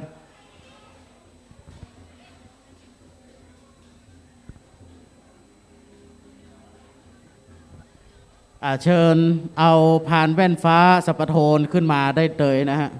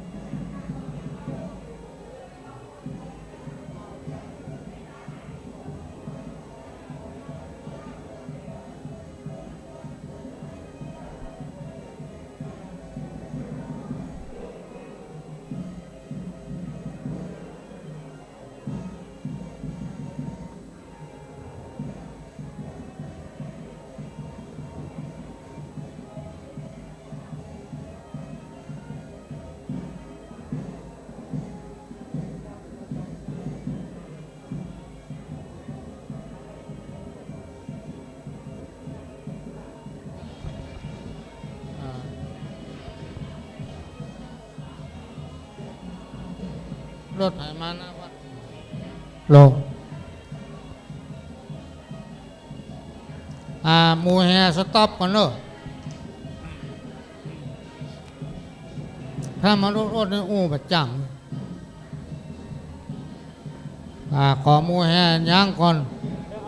การน้อยอู่ไปได้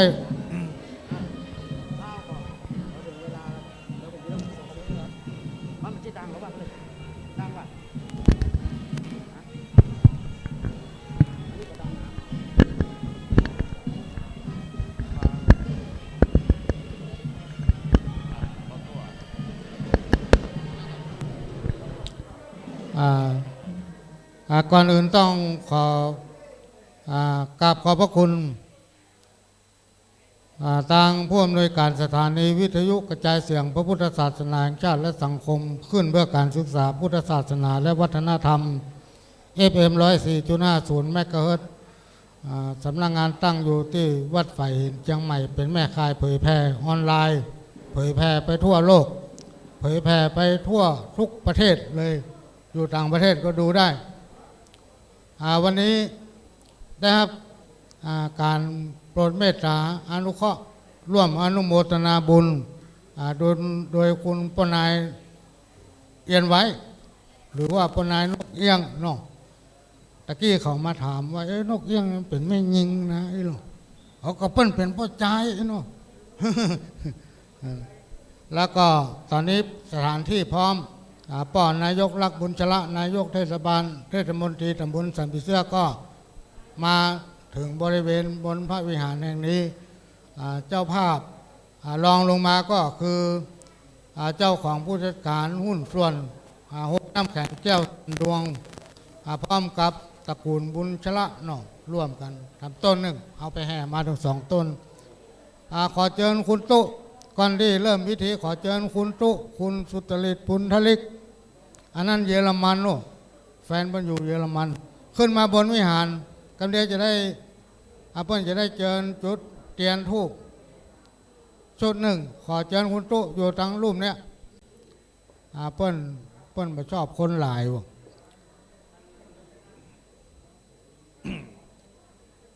วันนี้พี่น้องท่านผู้ฟังที่อยู่ทั้งบ้านแล้วก็พอภาพเฮาเผยแพร่ดึงเสียงและภาพไปทั่วทุกจังหวัดในประเทศไทยทั่วทุกประเทศในโลกนี้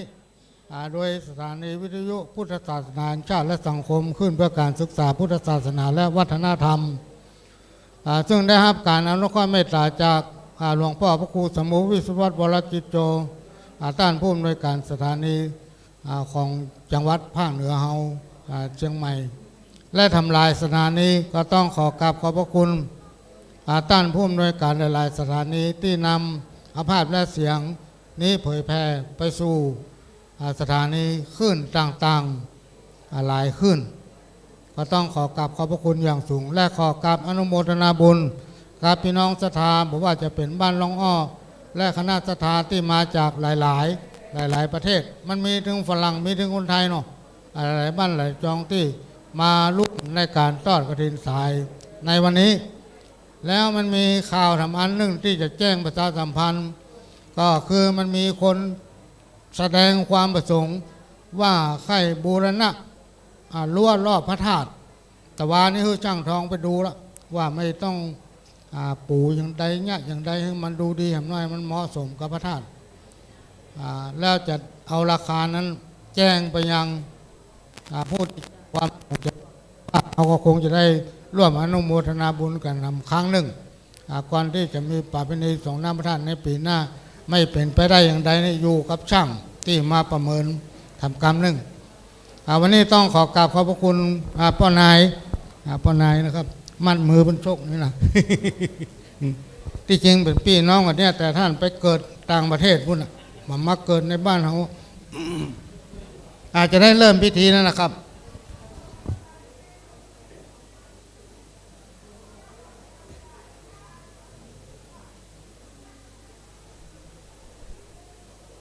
คณะศรัทธาเราเดี๋ยวแจ้งกำหนดการคร่าวๆว่าเราจะได้ไหว้พระสมทานเบญจศีลรับศีลเป็นที่เรียบร้อยจะได้กล่าวคำถวายผ้ากฐินเมื่อกล่าวคำถวายผ้ากฐินเสร็จเรียบร้อยพระสงฆ์จะอุปโลก องค์กฐินได้ยกผ้าให้กับพระภิกษุรูปหนึ่งที่สมควรจะได้รับผ้ากฐินและจะได้ทำพิธีการผ้ากฐินนั้นเรียบร้อยก็จะได้เข้าประเคนพระไตร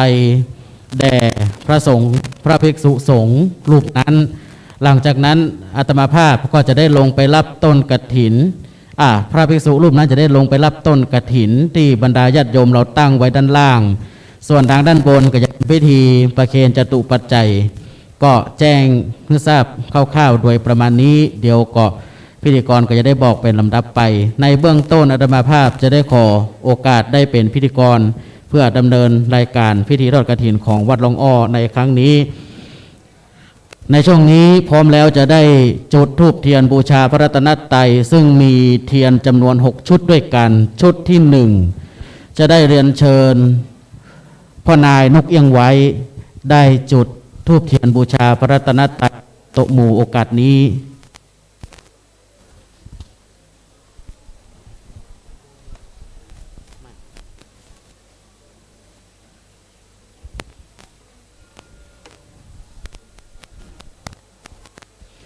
ในโอกาสนี้พระนายนกเอี้ยงไว้ได้จุดธูปเทียนบูชาพระรัตนตรัยบรรดาญาติโยมเราทุกท่านได้ประนมมือได้สงบกายวาจาใจสักครู่หนึ่งในช่วงที่ตัวแทนแต่ละท่านได้จุดเทียนบูชาพระรัตนตรัย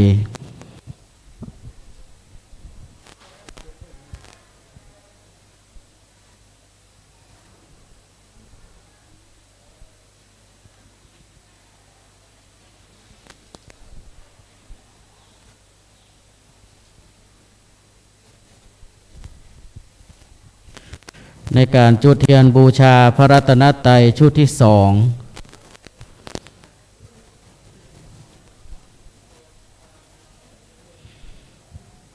ขอเชิญเฮียภูลทวีพันธ์จินดานนท์ได้จุดเทียนบูชาพระรัตนตรัยชุดที่2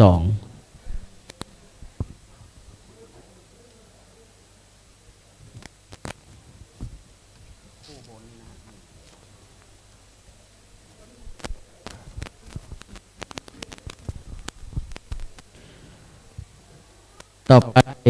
การจุดเทียนบูชาพระรัตนตรัยชุดที่3เรียนเชิญ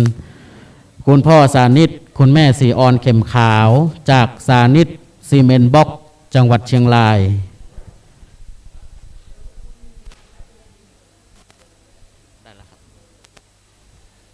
โยมพ่อมาเต็กก็ได้ครับ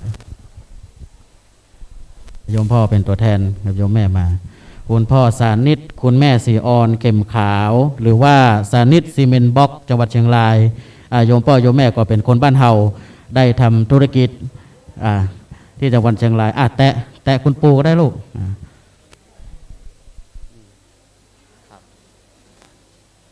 ได้แล้วพอ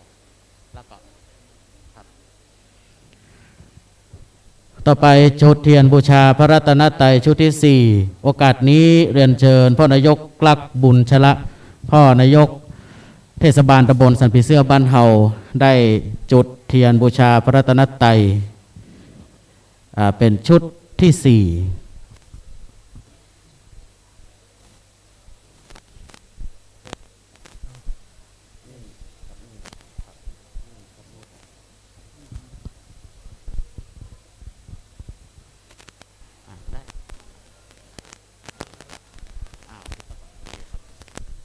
ต่อไปการบูชาพระรัตนตรัยชุดที่5เรียนเชิญคุณสุจริตบุญทลิกหรือคุณตุ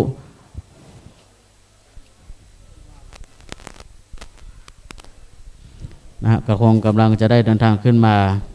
เดี๋ยวขอเจ้าภาพชุดต่อไปด้วยนะฮะชุดที่6ก็ขอจากไอ้แบงค์เนาะในนามของโรงน้ำแข็งแก้วแสนดวงได้จุดเทียนบูชาพระรัตนตรัยชุดที่6โรงน้ำแข็งแก้วแสนดวงวันนี้ก็ได้ร่วมอนุโมทนาเป็นเจ้าภาพน้ำแข็งน้ำดื่มและก็มีโรงทานรวมมิตรมาด้วยซึ่งก็เป็นสายเคยญาติกับทางด้านของพ่อสานิตแม่สีออนเข็มขาว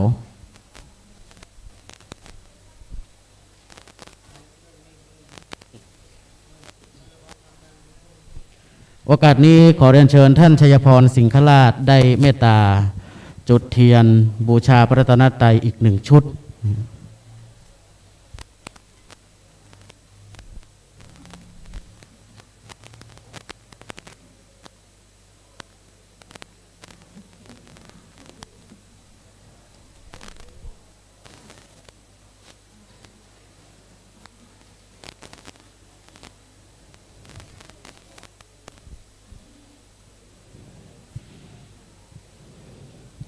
เรียบร้อยแล้วขอเชิญทุกท่านได้กลับที่นั่งเดิม เชิญท่านชัยพรสิงคราชได้ประเคนพานสมทานศีลแด่พระภิกษุสงฆ์รูปที่3ด้วย แล้วพ่อมรรคนายกจะได้นำบรรดาญาติโยมทั้งหลายไหว้พระอาราธนาศีลรับศีลเป็นลำดับต่อไป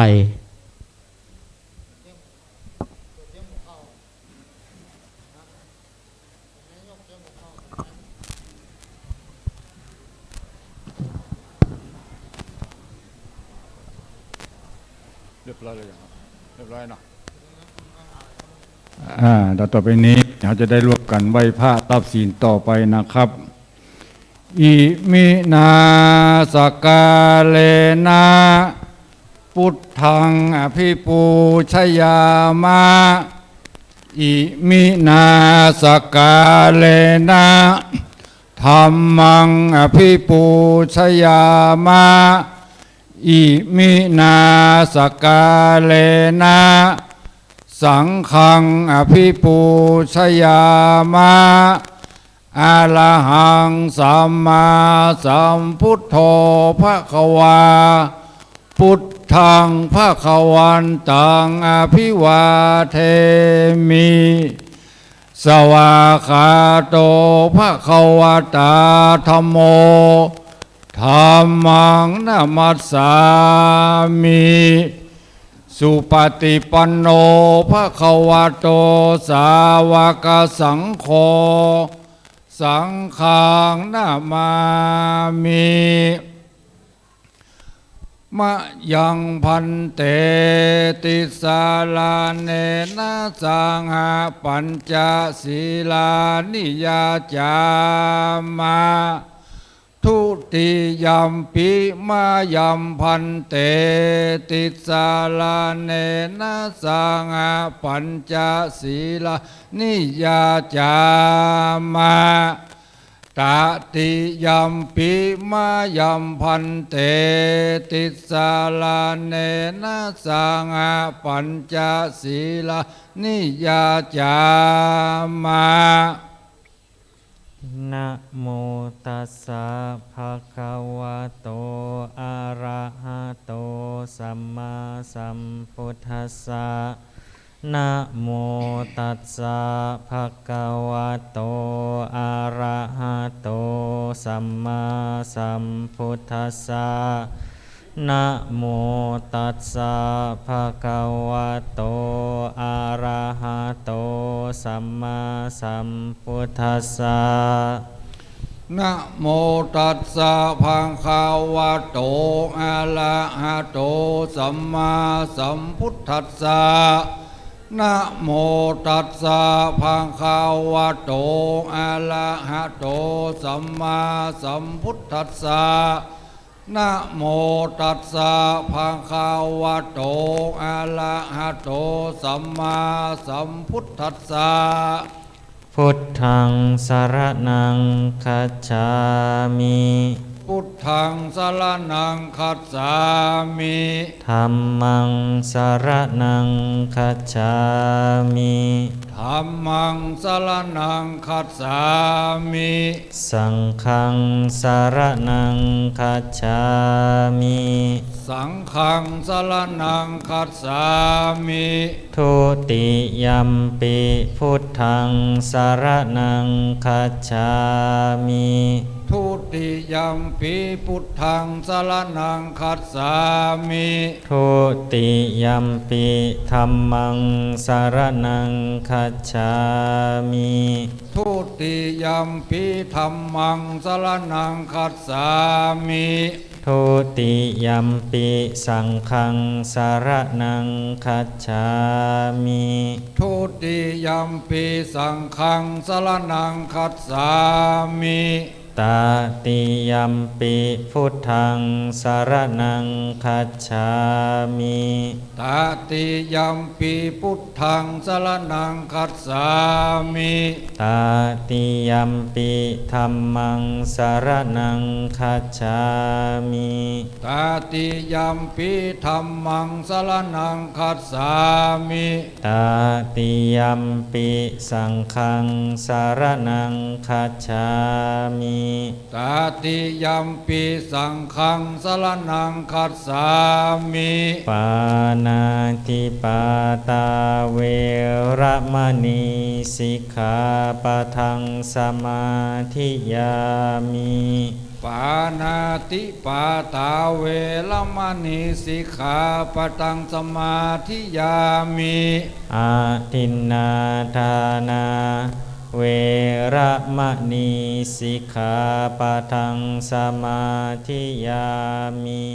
อาทินนาทานาเวรมณีสิกขาปะทังสมาธิยามิ กาเมสุมิจฉาจาราเวระมณีสิกขาปะทังสมาธิยามิ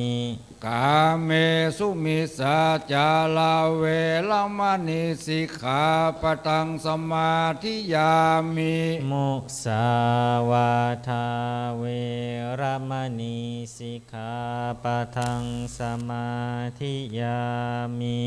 มุสาวาทาเวรมณีสิกขาปะทังสมาธิยามิ สุราเมรยมัจจปมาทัฏฐานาเวระมณีสิกขาปะทังสมาธิยามิ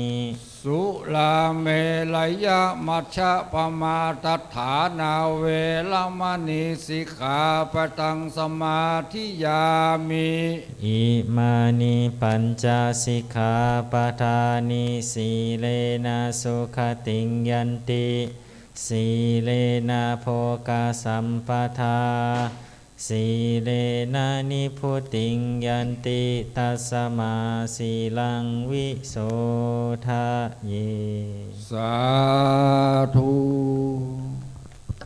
ก็ได้ไหว้พระรับศีลเป็นที่เรียบร้อย ต่อไปจะเข้าสู่ช่วงพิธีการกล่าวคำถวายผ้ากฐิน โอกาสนี้เรียนเชิญนายนกเอียงไว้อคุณภูลทวีพันจินตานนท์และคุณพ่อสานิตคุณแม่สีออนเข็มข่าวมาด้านหน้าพระสงฆ์แม่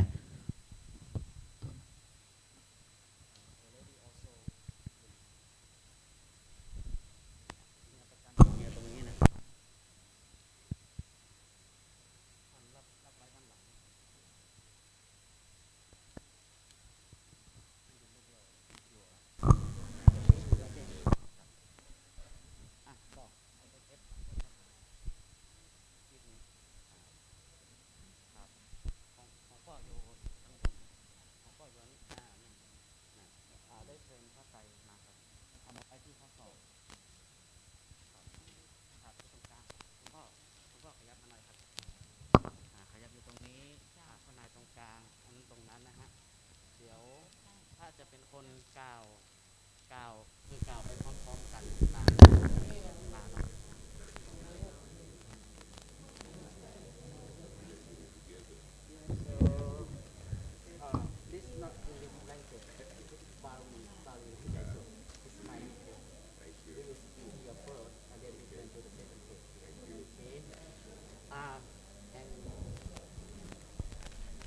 ท่านบรรดาญาติโยมทุกท่านที่มีผ้าไตรขอท่านได้นำผ้าไตรของท่านไว้ที่ข้อศอกและพนมมือขึ้น จะเป็นช่วงพิธีการกล่าวคำถวายผ้ากฐินญาติโยมเราที่มีผ้าไตรขอท่านได้ประคองผ้าไตรไว้ในข้อศอกของท่านและพนมมือขึ้น ท่านที่อยู่ด้านล่างหันหน้ามาบนวิหารเราจะได้กล่าวคำถวายผ้าไตรผ้ากฐินในช่วงเวลานี้เบื้องต้นขอทุกท่านได้หันหน้ามาทางพระประธานเราจะน้ำโอสามจบพร้อมกัน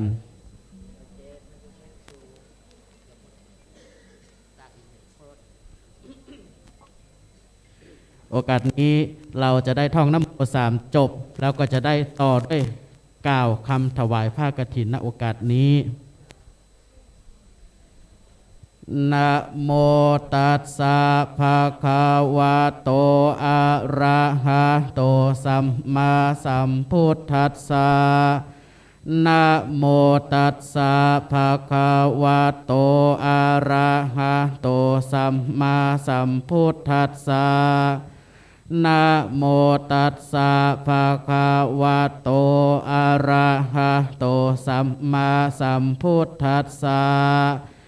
อิมังมะยังพันเตสะปะริวารังกะถินนะจีวละทุตสังสังคัสสะโอโนชยามะสาธุโนพันเตสังโฆอิมังสะปะริวารังกะถินนะทุตสังปฏิคันหาตุปฏิฆะเหตวาจะอิมินาทุเสนะกะทินังอัฏฐรัตตุอัมหากังทีฆะรัตตังหิตายะสุขายะนิพพานายะจะข้าแต่พระสงฆ์ผู้เจริญข้าพระเจ้าทั้งหลายขอน้อมถวายผ้ากฐินจีวรกับทั้งบริวารนี้แด่พระสงฆ์ขอพระสงฆ์จงรับผ้ากฐินกับทั้งบริวารนี้ของข้าพระเจ้าทั้งหลายและเมื่อรับแล้วขอจงการใช้กฐินด้วยผ้านี้เพื่อประโยชน์และความสุขแก่ข้าพระเจ้าทั้งหลายสิ้นการละนานเทินสาธุ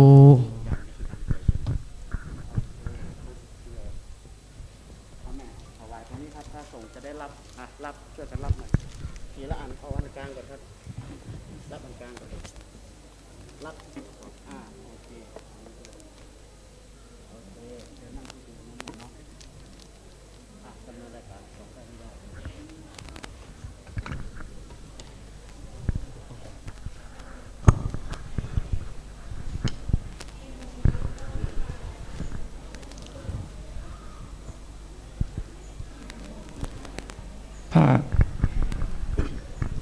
ผ้ากฐินทานกับทั้งผ้าอานิสังสบริวารทั้งปวงนี้เป็นของพ่อนายนกเอี้ยงไว้คุณภูลทวีพันจินดานนท์เฮียจอร์ดร้านสานิตซีเมนต์บล็อกพ่อสานิตแม่สีออนเข็มขาวคุณรุ่งโรจน์เข็มขาว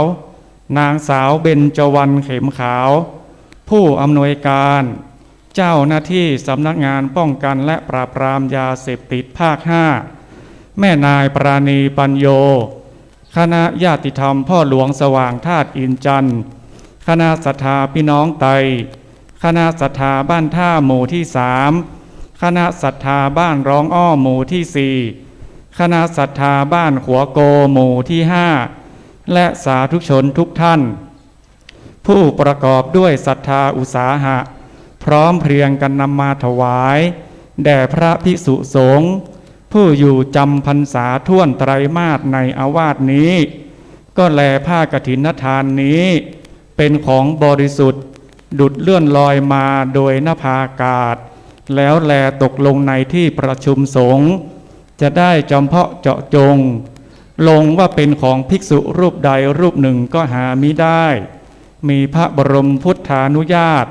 ไว้ว่าให้พระสงฆ์ทั้งปวงยอมอนุญาตให้แก่ภิกษุรูปหนึ่งเพื่อจะทำซึ่งกฐินนัฐารกิจตามพระบรมพุทธานุญาตและมีพระอัฏฐกถาจารย์ผู้รู้พระบรมพุทธาธิบายสังวรณาไว้ว่าภิกษุรูปใดประกอบด้วยศีลสุตาธิคุณมีสติปัญญาสามารถรู้ธรรม8ประการมีบุรพกิจเป็นต้นภิกษุรูปนั้นจึงสมควรเพื่อจะทำซึ่งกฐินนัฐารกิจตามพระบรมพุทธานุญาตได้บัดนี้พระสงฆ์ทั้งปวงจะเห็นสมควรแก่ภิกษุรูปใด จงพร้อมกันยอมอนุญาตให้แก่ภิกษุรูปนั้นเทิน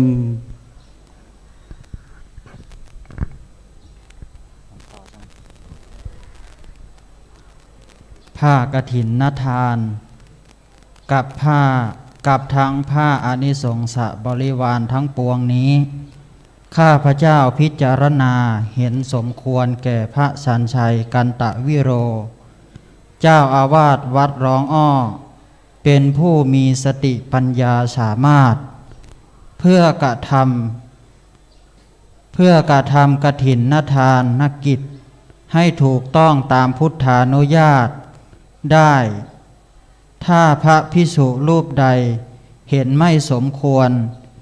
จงทักท้วงขึ้นในท่ามกลางสงฆ์ถ้าเห็นสมควรแล้วไซร้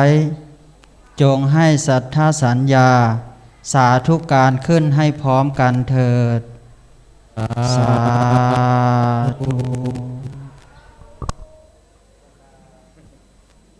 บรรดาญาติโยมที่มีผ้าไตรในมือที่อยู่ด้านล่าง หากท่านประสงค์จะนำผ้าไตรขึ้นถวายที่บนวิหารก็เชิญได้ณโอกาสนี้ หรือไม่อาตมาภาพจะได้ลงไปรับทั้งต้นทั้งผ้าไตรจากญาติโยมที่ด้านล่างด้วยตัวเองในสักครู่หนึ่งแต่ท่านมีความประสงค์ที่จะขึ้นมาด้านบนก็เชิญขึ้นมาได้ณโอกาสนี้ โอกาสนี้เชิญเจ้าภาพกฐินทั้งสองสายได้เข้าถวายจตุปัจจัยและบริวารได้ณโอกาสนี้ขอเชิญท่านนาย ลำดับต่อไปจะได้ถวาย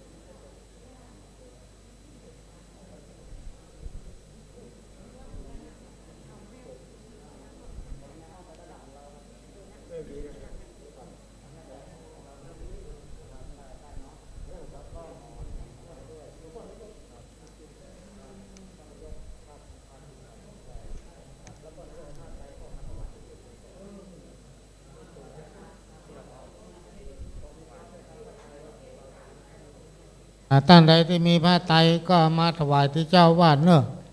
เอามาประเคนที่เจ้าวาดถ้าตั้งลุ่มก็เดี๋ยวเจ้าวาดจะลงไป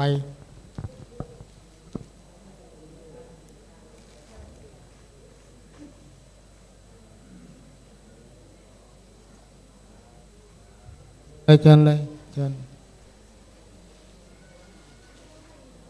ใครที่มีผ้าไตรที่มาถวายก็ถวายเจ้าวาดถ้าตั้งร่มเดี๋ยวเจ้าวาดก็จะลงไปเนอะ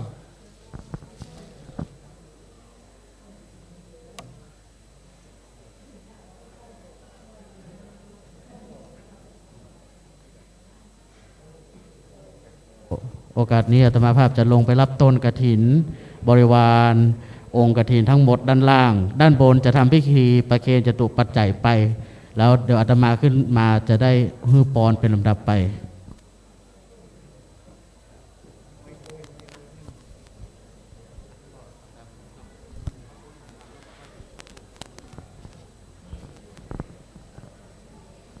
ในช่วงที่เจ้าวาดได้ลงไปรับประเคนต้นกฐินตั้งลุ่มตั้งบนพระวิหารก็จะได้ถวายปัจจัยทายทานแด่พระสงฆ์องค์เจ้าที่มานุโมทนาบุญในการทอดผ้ากฐินในวันนี้ลำดับแรกขอเรียนเชิญ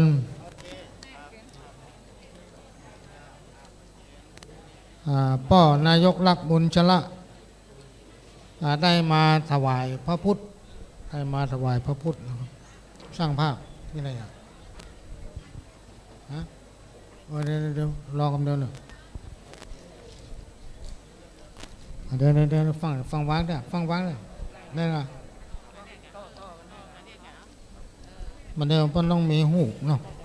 การเขาตั้งบ้านบัดเจือหมอสูไปไหนมา ลำดับต่อไปขอเรียนเชิญท่านวีรศักดิ์อาภิวงศ์ที่ปรึกษาท่านนายกเทศมนตรีเทศบาลตำบลสันปีเสื้อได้ประเคนพระธรรมมินานอ๋อนี่ประเคนเนี้ยเลยเนาะ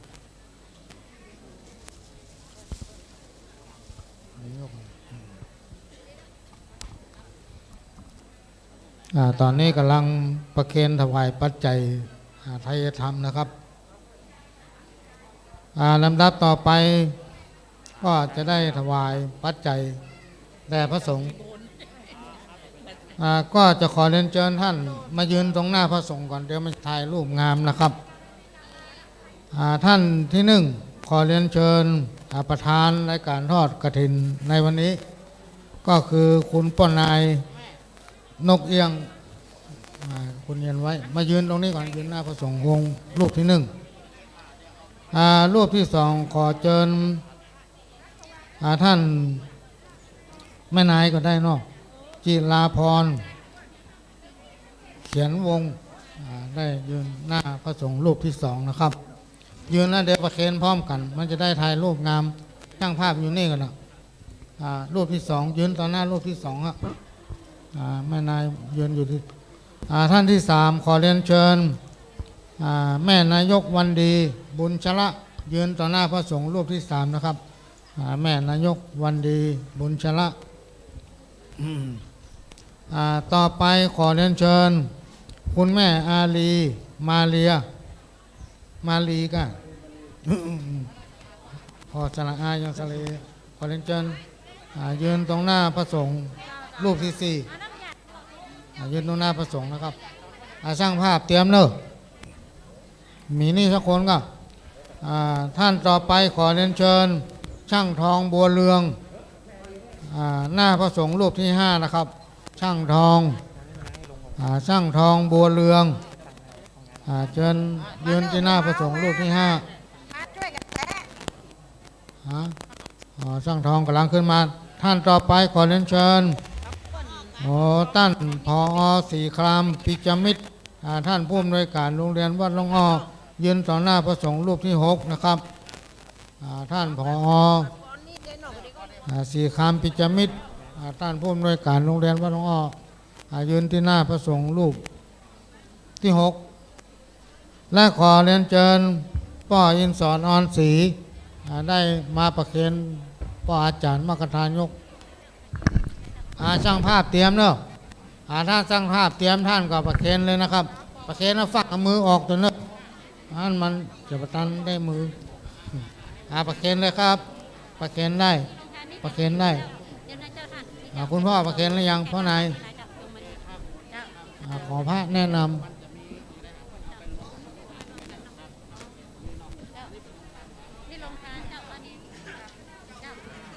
ถ่ายภาพไว้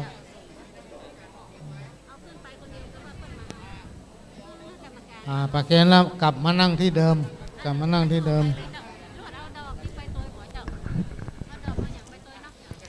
ในโอกาสนี้ก็ต้องขอกราบขอบพระคุณผู้อำนวยการสถานีและสถานีวิทยุพระพุทธศาสนาแห่งชาติและสังคมขึ้นเพื่อการศึกษาพระพุทธศาสนาและวัฒนธรรม FM 104.50 เมกะเฮิรตซ์ซึ่งตั้งอยู่ที่วัดไฟหินเป็นแม่ข่ายออนไลน์ถ่ายทอดลิงก์สัญญาณไปทำลายสถานีขอกราบขอบพระคุณท่านผู้อำนวยการทำลายสถานีที่ได้ให้การอนุเคราะห์เมตตานำเอาเสียงและภาพนี้เผยแพร่ไปทั่ว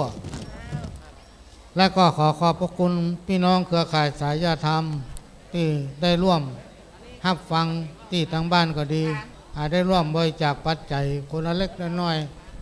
เพื่อให้การทอดกฐินทรายในวันนี้ได้สำเร็จลุล่วงขอกราบขอบพระคุณท่านเจ้าภาพเดี๋ยวนิมนต์พระสักหนึ่งรูปมาปั่นปอนลงทานเลยนะนิมนต์หนึ่งรูปไปปั่นปอนลงทานไปละพระบรรโยหน้าวิหารลงไป เดี๋ยวถ้าประเคนจตุปัจจัยด้านบนแล้วก็ให้ลงมาปั่นปอนลงทานคือตู้เจ้าวัดเรามาปั่นปอนลงทานหนึ่งรูปถ้าประเคนจตุปัจจัยบนวิหารเสร็จ ประเคนแล้วแล้วก็ต้องขอกราบขอบพระคุณท่านปนายนกเอี้ยงแล้วก็เจ้าของผู้จัดการโรงน้ำแข็งแก้วแสนดวงพ่อมานิดแม่สีออนเข็มขาวพ่อนายกคุณภูลทวีนะจินดานนท์และท่านที่มีส่วนร่วมในการทอดกฐินในวันนี้เป็นอย่างสูงที่จริงปีนี้วัดเฮาไม่ได้มีการก่อสร้างอะไรอย่างแต่ว่ากรรมอู้กับปนายปรึกษากันหลายคนว่าถ้าวัดไม้กฐินนี่มันบาละในเนาะเพราะวัดเฮามีกฐินมาทุกปีปีนี้ก็เลยได้ตัวใดก็จังมันเถอะเอามาสะสมไว้ที่จริงเขาอยากได้ที่ดินข้างๆเนี่ยกำลังเจรจาอยู่นะครับนะก็ได้ที่ดินเพราะเวลาเขามีงานเขามีที่จอดรถต้องการที่ดินอยู่ข้างเนี่ยปนายเขากำลังอู้กันอยู่ขอเปิ้นก็จะได้สะสมรวบรวมเงินไว้แล้วก็พอดีมีคนหนึ่งมันมาดูพระธาตุเราเนี่ยนะเขาว่าเห็นสมควรที่บูรณะฐานมันกำลังให้ช่างมาประเมินอยู่ป้อนายเพิ่นก็ว่าปีนี้กู้ปีเปิ้นก็เป็นเจ้าภาพประธานมาทุกปีแล้วและปีนี้พอดีเปิ้นมีรายจ่ายนักเนาะผมจะให้100,000พอไหมปีหน้าผมจะให้หลายล้านเนาะ ฟังหูเรื่อง เล่าควรซองหน้าเลยล่ะปีหน้าเขาอาจได้หลายล้านอยู่ ที่จริงจะเอานางลำไปฟ้อนหน้าบ้านพ่อนายนั่นแหละแต่ว่าปรากฏว่านางลำท้องเสียมาไม่ได้เอาได้ถ่ายทอดไปทั่วโลกนะพ่อนายเพื่อนฝูงที่อยู่ต่างประเทศก็ฟังได้แล้วใครจะไปคิดว่าคนต่างประเทศไม่ฟังหรอกอย่างนี้นะคนเมืองเราเนี่ยไปอยู่ต่างประเทศนักขนาดมันมีการมั่วนะถ้านายกได้ไปหันนายกไปเป็นนายกในต่างประเทศซ้ำเขามีตลาดในต่างประเทศเพราะคนอีสานที่ไปสร้างครอบครัวอยู่ทางโน้นตั้งกลุ่มกันนะเป็นตลาดนัดแต่กลางคืนไม่ต้องมาหากินนะไม่มีเปิ้นไม่ออกบ้านกันที่ต่างประเทศวันนี้นั้นเราได้ถ่ายทอดไปทั่วโลกทุกจังหวัดดูได้ดูย้อนหลังได้ทางเฟซทางไลน์นะได้รับการอนุเคราะห์จากสถานีวิทยุพุทธศาสนาแห่งชาติและสังคมคณะศรัทธาพี่น้องไตจากแม่โจประเคนต้นขวดตาลเด้อหน้าวิหาร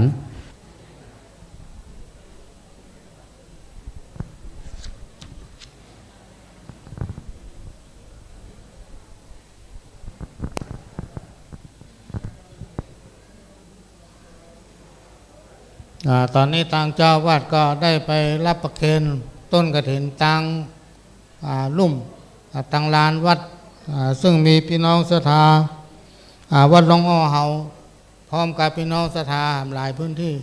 ได้มาร่วมในการทอดกฐินสายในวันนี้แล้วก็ต้องขอกราบขอบพระคุณที่ลืมมาได้คือโรงทาน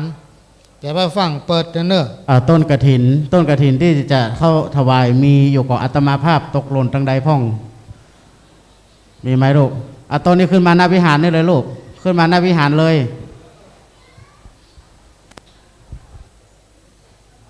นั่นกำลังมา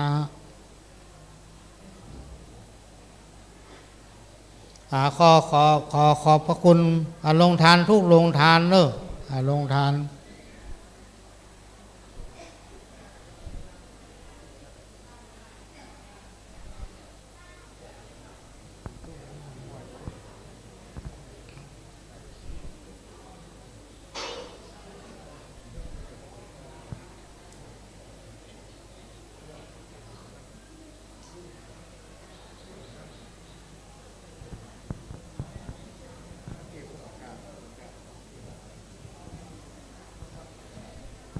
วันนี้ได้รับเกียรติจากท่านนายกลักษณ์มุนชละนายกเทศมนตรีเทศบาลตำบลสันติเสื้อซึ่งมันมีเป็นกู้วัดเลยว่ะโอ้ข้าพระอ่อนว่ะกาเตียวไปวัดไปได้นะ มาเจ้านี่ก็ไปมา2-3 วัดแล้วมีพร้อมกันหมดแต่ว่าผมเข้าไปในเมืองมีทุกวัดในเมืองน่ะมีการทอดกฐินทุกวัดเลยจนเหนื่อยเลยอ่ะ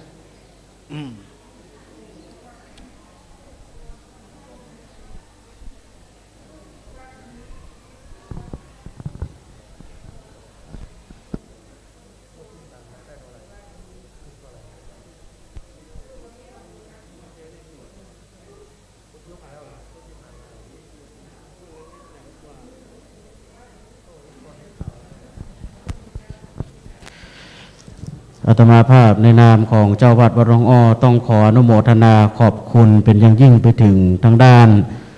คณะศรัทธาเป็นกฐินสามัคคีโอกาสนี้ก็มีทางด้านเจ้าภาพพ่อนายนกเอียงไว้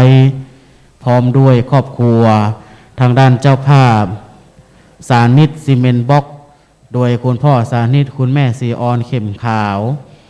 และโรงน้ำแข็งแก้วแสนดวงทางด้านเฮียภูลทวีพันจินดานนท์ตลอดถึงคณะศรัทธาพี่น้องไต่ดังช่างทองปอสร้างเต็งก็ดีคณะครูโรงเรียนวัดหลวงอ้อคณะศรัทธาแห่งวัดหลวงอ้อเข้ามาได้ลูกเข้ามาตรงนี้เลยคณะศรัทธาแห่งวัดหลวงอ้อเราทุกท่านจากทั่วสารทิศที่ได้มาร่วมอนุโมทนาบุญในการทอดกฐินเป็นประเพณีที่สืบเนื่องมาตั้งแต่สมัยครั้งพุทธกาลซึ่งก็มีพระบรมพุทธานุญาตได้กำหนดไว้ในส่วนของการทอดกฐินปีไหนก็มีครั้งเดียวอนุโมทนาไปถึงคณะศรัทธาเจ้าภาพโรงทานทุกๆโรงที่ร่วมใจกันทำโรงทานมาไว้ต้อนรับบรรดาคณะศรัทธาที่มาร่วมทำบุญในพิธีทอดกฐินของวัดหลวงอ้อในครั้งนี้งานกฐินครั้งนี้ก็จะเกิดขึ้นมาได้ถ้าหากว่าขาดความสมัครสมานสามัคคีแห่งคณะศรัทธาทุกท่านทุกคนเราจึงตั้งไว้เป็นกฐินสามัคคีประจำของวัดหลวงอ้อทุกๆปีก็จะมีเจ้าภาพได้มาจองไว้เป็นเบื้องต้นเราถึงจะทำพิธีทอดกฐินขึ้นได้ทุกท่านก็มีส่วนในการอนุโมทนาบุญและที่สำคัญที่ลืมบ่ได้ก็ทางปรยกลักษณ์บุญชละพร้อมด้วยคณะซึ่งก็ได้เดินทางมาถึงที่สถานที่แห่งนี้ตั้งแต่เช้ามาร่วมอนุโมทนากับทางเจ้าภาพกับคณะศรัทธาแห่งวัดหลวงอ้อบ้านเฮาโอกาสนี้คงจะพอสมควรแก่เวลาอาตมาภาพจะได้อนุโมทนาฮือพรกับบรรดาญาติโยมทุกท่านและแผ่เมตตาให้เรียบร้อยเมื่อที่เราแผ่เมตตาเรียบร้อยวันทาน้อยเรียบร้อยคณะกลุ่มแม่บ้านของบ้านหลวงอ้อจะได้ฟ้อนส่งคือกับคณะศรัทธาที่มาร่วมทำบุญกฐินก็เตรียมจุดที่จะฟ้อนได้โอกาสนี้ขอเชิญบรรดาญาติโยมทุกท่านได้ตั้งอกตั้งใจรับพรกรวดน้ำอุทิศบุญกุศลตามเจตนาที่ประสงค์ไว้ทุกประการณโอกาสนี้ยัตถาวะริวะหาปุราปาริปุเรนติสากะรังเอวะเมวะอิโตตินังเปตนังอุปกัปปติอิติตังปฏิตังตุมหังคิปะเมวะสมิจตุสัพเพปุเรนตุสังกัปปาจันโทปนารโสยัตถามณีโชติราโสยัตถาสัพพิติโยเววัชชันตุสัพพะโรเวนัสสันตุมันเตมภวันวันตรายโยสุขีทิขายุโกภวัสสัพพิติโยเววัชชันตุสัพพะโรโคเวนัสสันตุมาเตปวันตรายโยสุขีทิขา ยุโกภวัสสะพิติโยวิวัชชันตุสัพพะโรโควินาศตุมาเตภวังวันตรายโยสุขีทีขายุโกภวะอภิวาทนาสีเลสเนจังโวทาปัจจายโนจัตตารโอธรรมาวัฏฐานติอา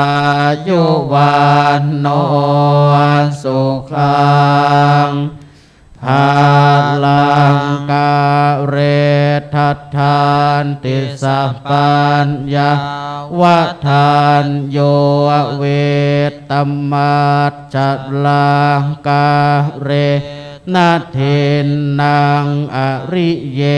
สุอุจจปุเตสุตาทิสุเวปัสสันนะมนาตาสเวปุระโหติทากินาเยมตานทาอนุโมทานติวายยาวาจังกะโรติวานาเตนะทากินาโอนาเตปิปูญญาสัพพาคิโนตัสสมาทเทอปปติวานาเจนยาทะเท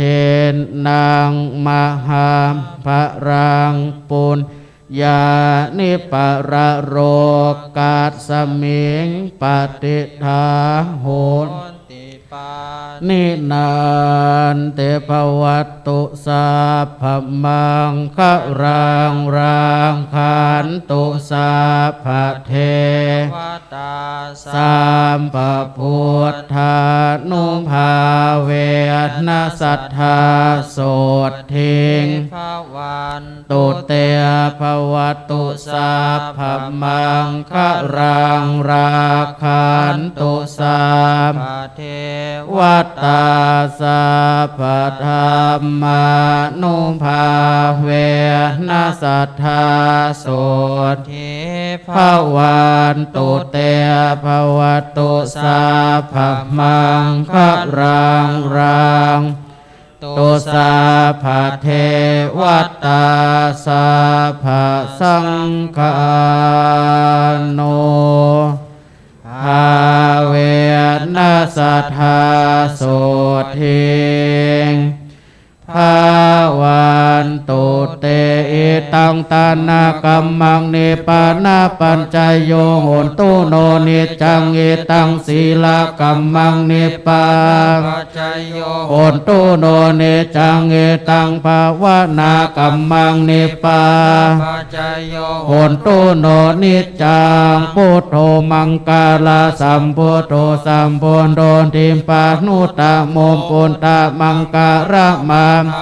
สัมปะตุกาปะมุนจาเรธัมโมมังการะสัมพุทโธคัมปิโรนวนตันโสอนุงธรรมะมังการะมาสัพพะยาปะมุนจาเรสังโฆมังการะสัมพุทโธวัลลาทักขิไนโยอนุตตโรสังฆมังกาคัมมาสัพพะโรคาปะมุนจาเลวันตามิพุทธังสัมพังเมโทสังฆามาทะเมพันเตวันทามิธัมมังโทสังฆามาทะเมพันเตวันทามิสังฆังสัมพัมเมโทสังฆามา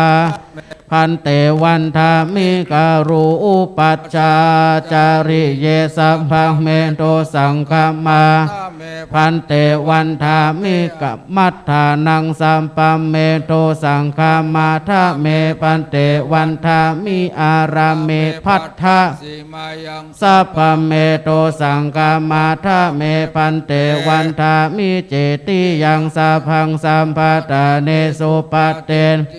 สาลีลานตานตุมหาโพติงปุนตารูปังสังการังสัทธานาคาโรเกเทวะโรเกพระมะ โลเกสมโพธิ ทิเปรังกาจิเปสารีราธาตุโยเกสาธาตุโยอาระหันตาธาตุโยเจติยัง ทัพโกติ จตุราสิเตสาหัสเสธรรมกันเตสัพเพสังปาทเจติยังอาหังวันตามิสัพพะโสวันตามิพันเตสัมพังอภราทังคามา เมพันเต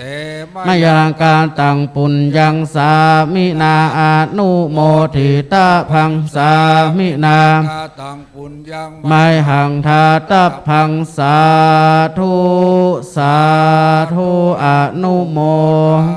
มิ จัตตารโอธรรมาวัฏันติอายุวันโนสุขังภะลั สาง ธุสาธุสา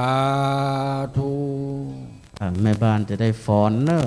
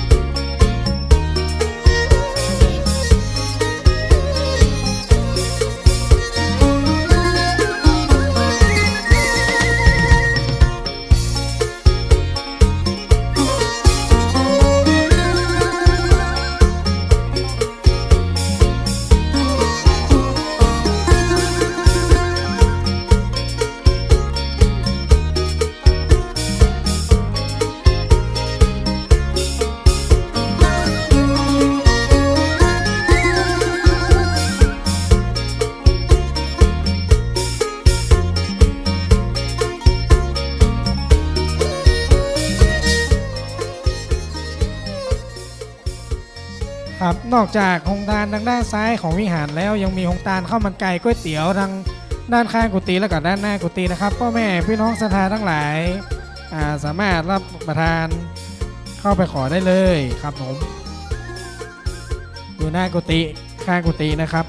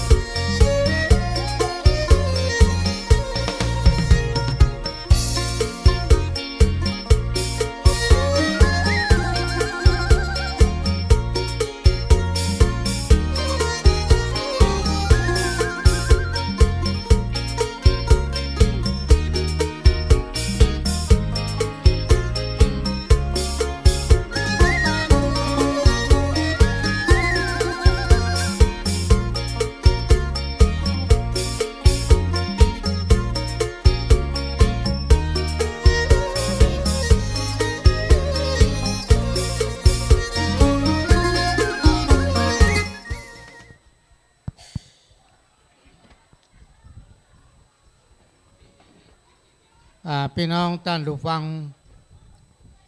ที่อยู่ทางบ้านแล้วก็อยู่ตามจังหวัดต่างๆที่อยู่ในบริเวณงานทอดกฐินสายสามัคคีของวัดหลวงอ้อวันนี้การดำเนิน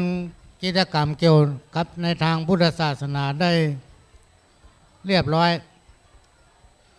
ในนามของตัวแทนคณะกรรมการของวัดหลวงอ้อตำบลสันผีเสื้ออำเภอเมืองจังหวัดเชียงใหม่ก็ต้องขอกราบขอบพระคุณสถานีวิทยุ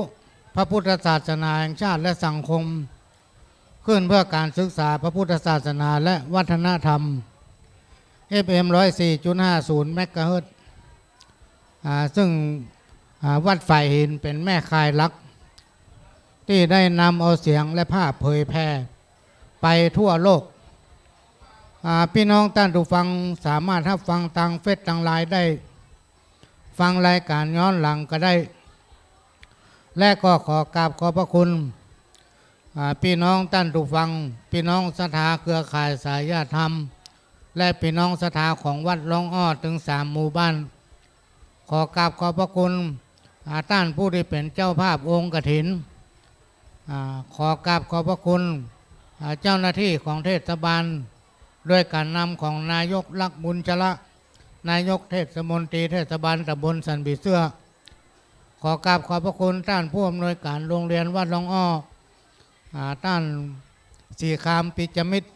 และก็ขอกราบขอบพระคุณพี่น้องเครือข่ายสายญาติธรรมทุกคนทุกท่านพี่น้องศรัทธาสันนิบาตตานเข้าทั้งหลายบัดนี้เฮาได้รับการอนุเคราะห์เมตตาโดยหลวงพ่อท่านพระครูสมุวิสุวัตวรกิจโจท่านผู้อำนวยการสถานีได้ให้การอนุเคราะห์เมตตาถ่ายทอดเสียงมาตั้งแต่เวลา9 โมงจนถึงเวลานี้ในนามเครือข่ายหรือตัวแทนคณะกรรมการของวัดหลวงอ้อตำบลสันผีเสื้ออำเภอเมืองเชียงใหม่ก็ต้องขอกราบขอบพระคุณและขอยุติการเผยแพร่เสียงและภาพตั้งแต่บัดนี้ขอกราบขอบพระคุณขอแสดงความเคารพเป็นอย่างสูงครับผม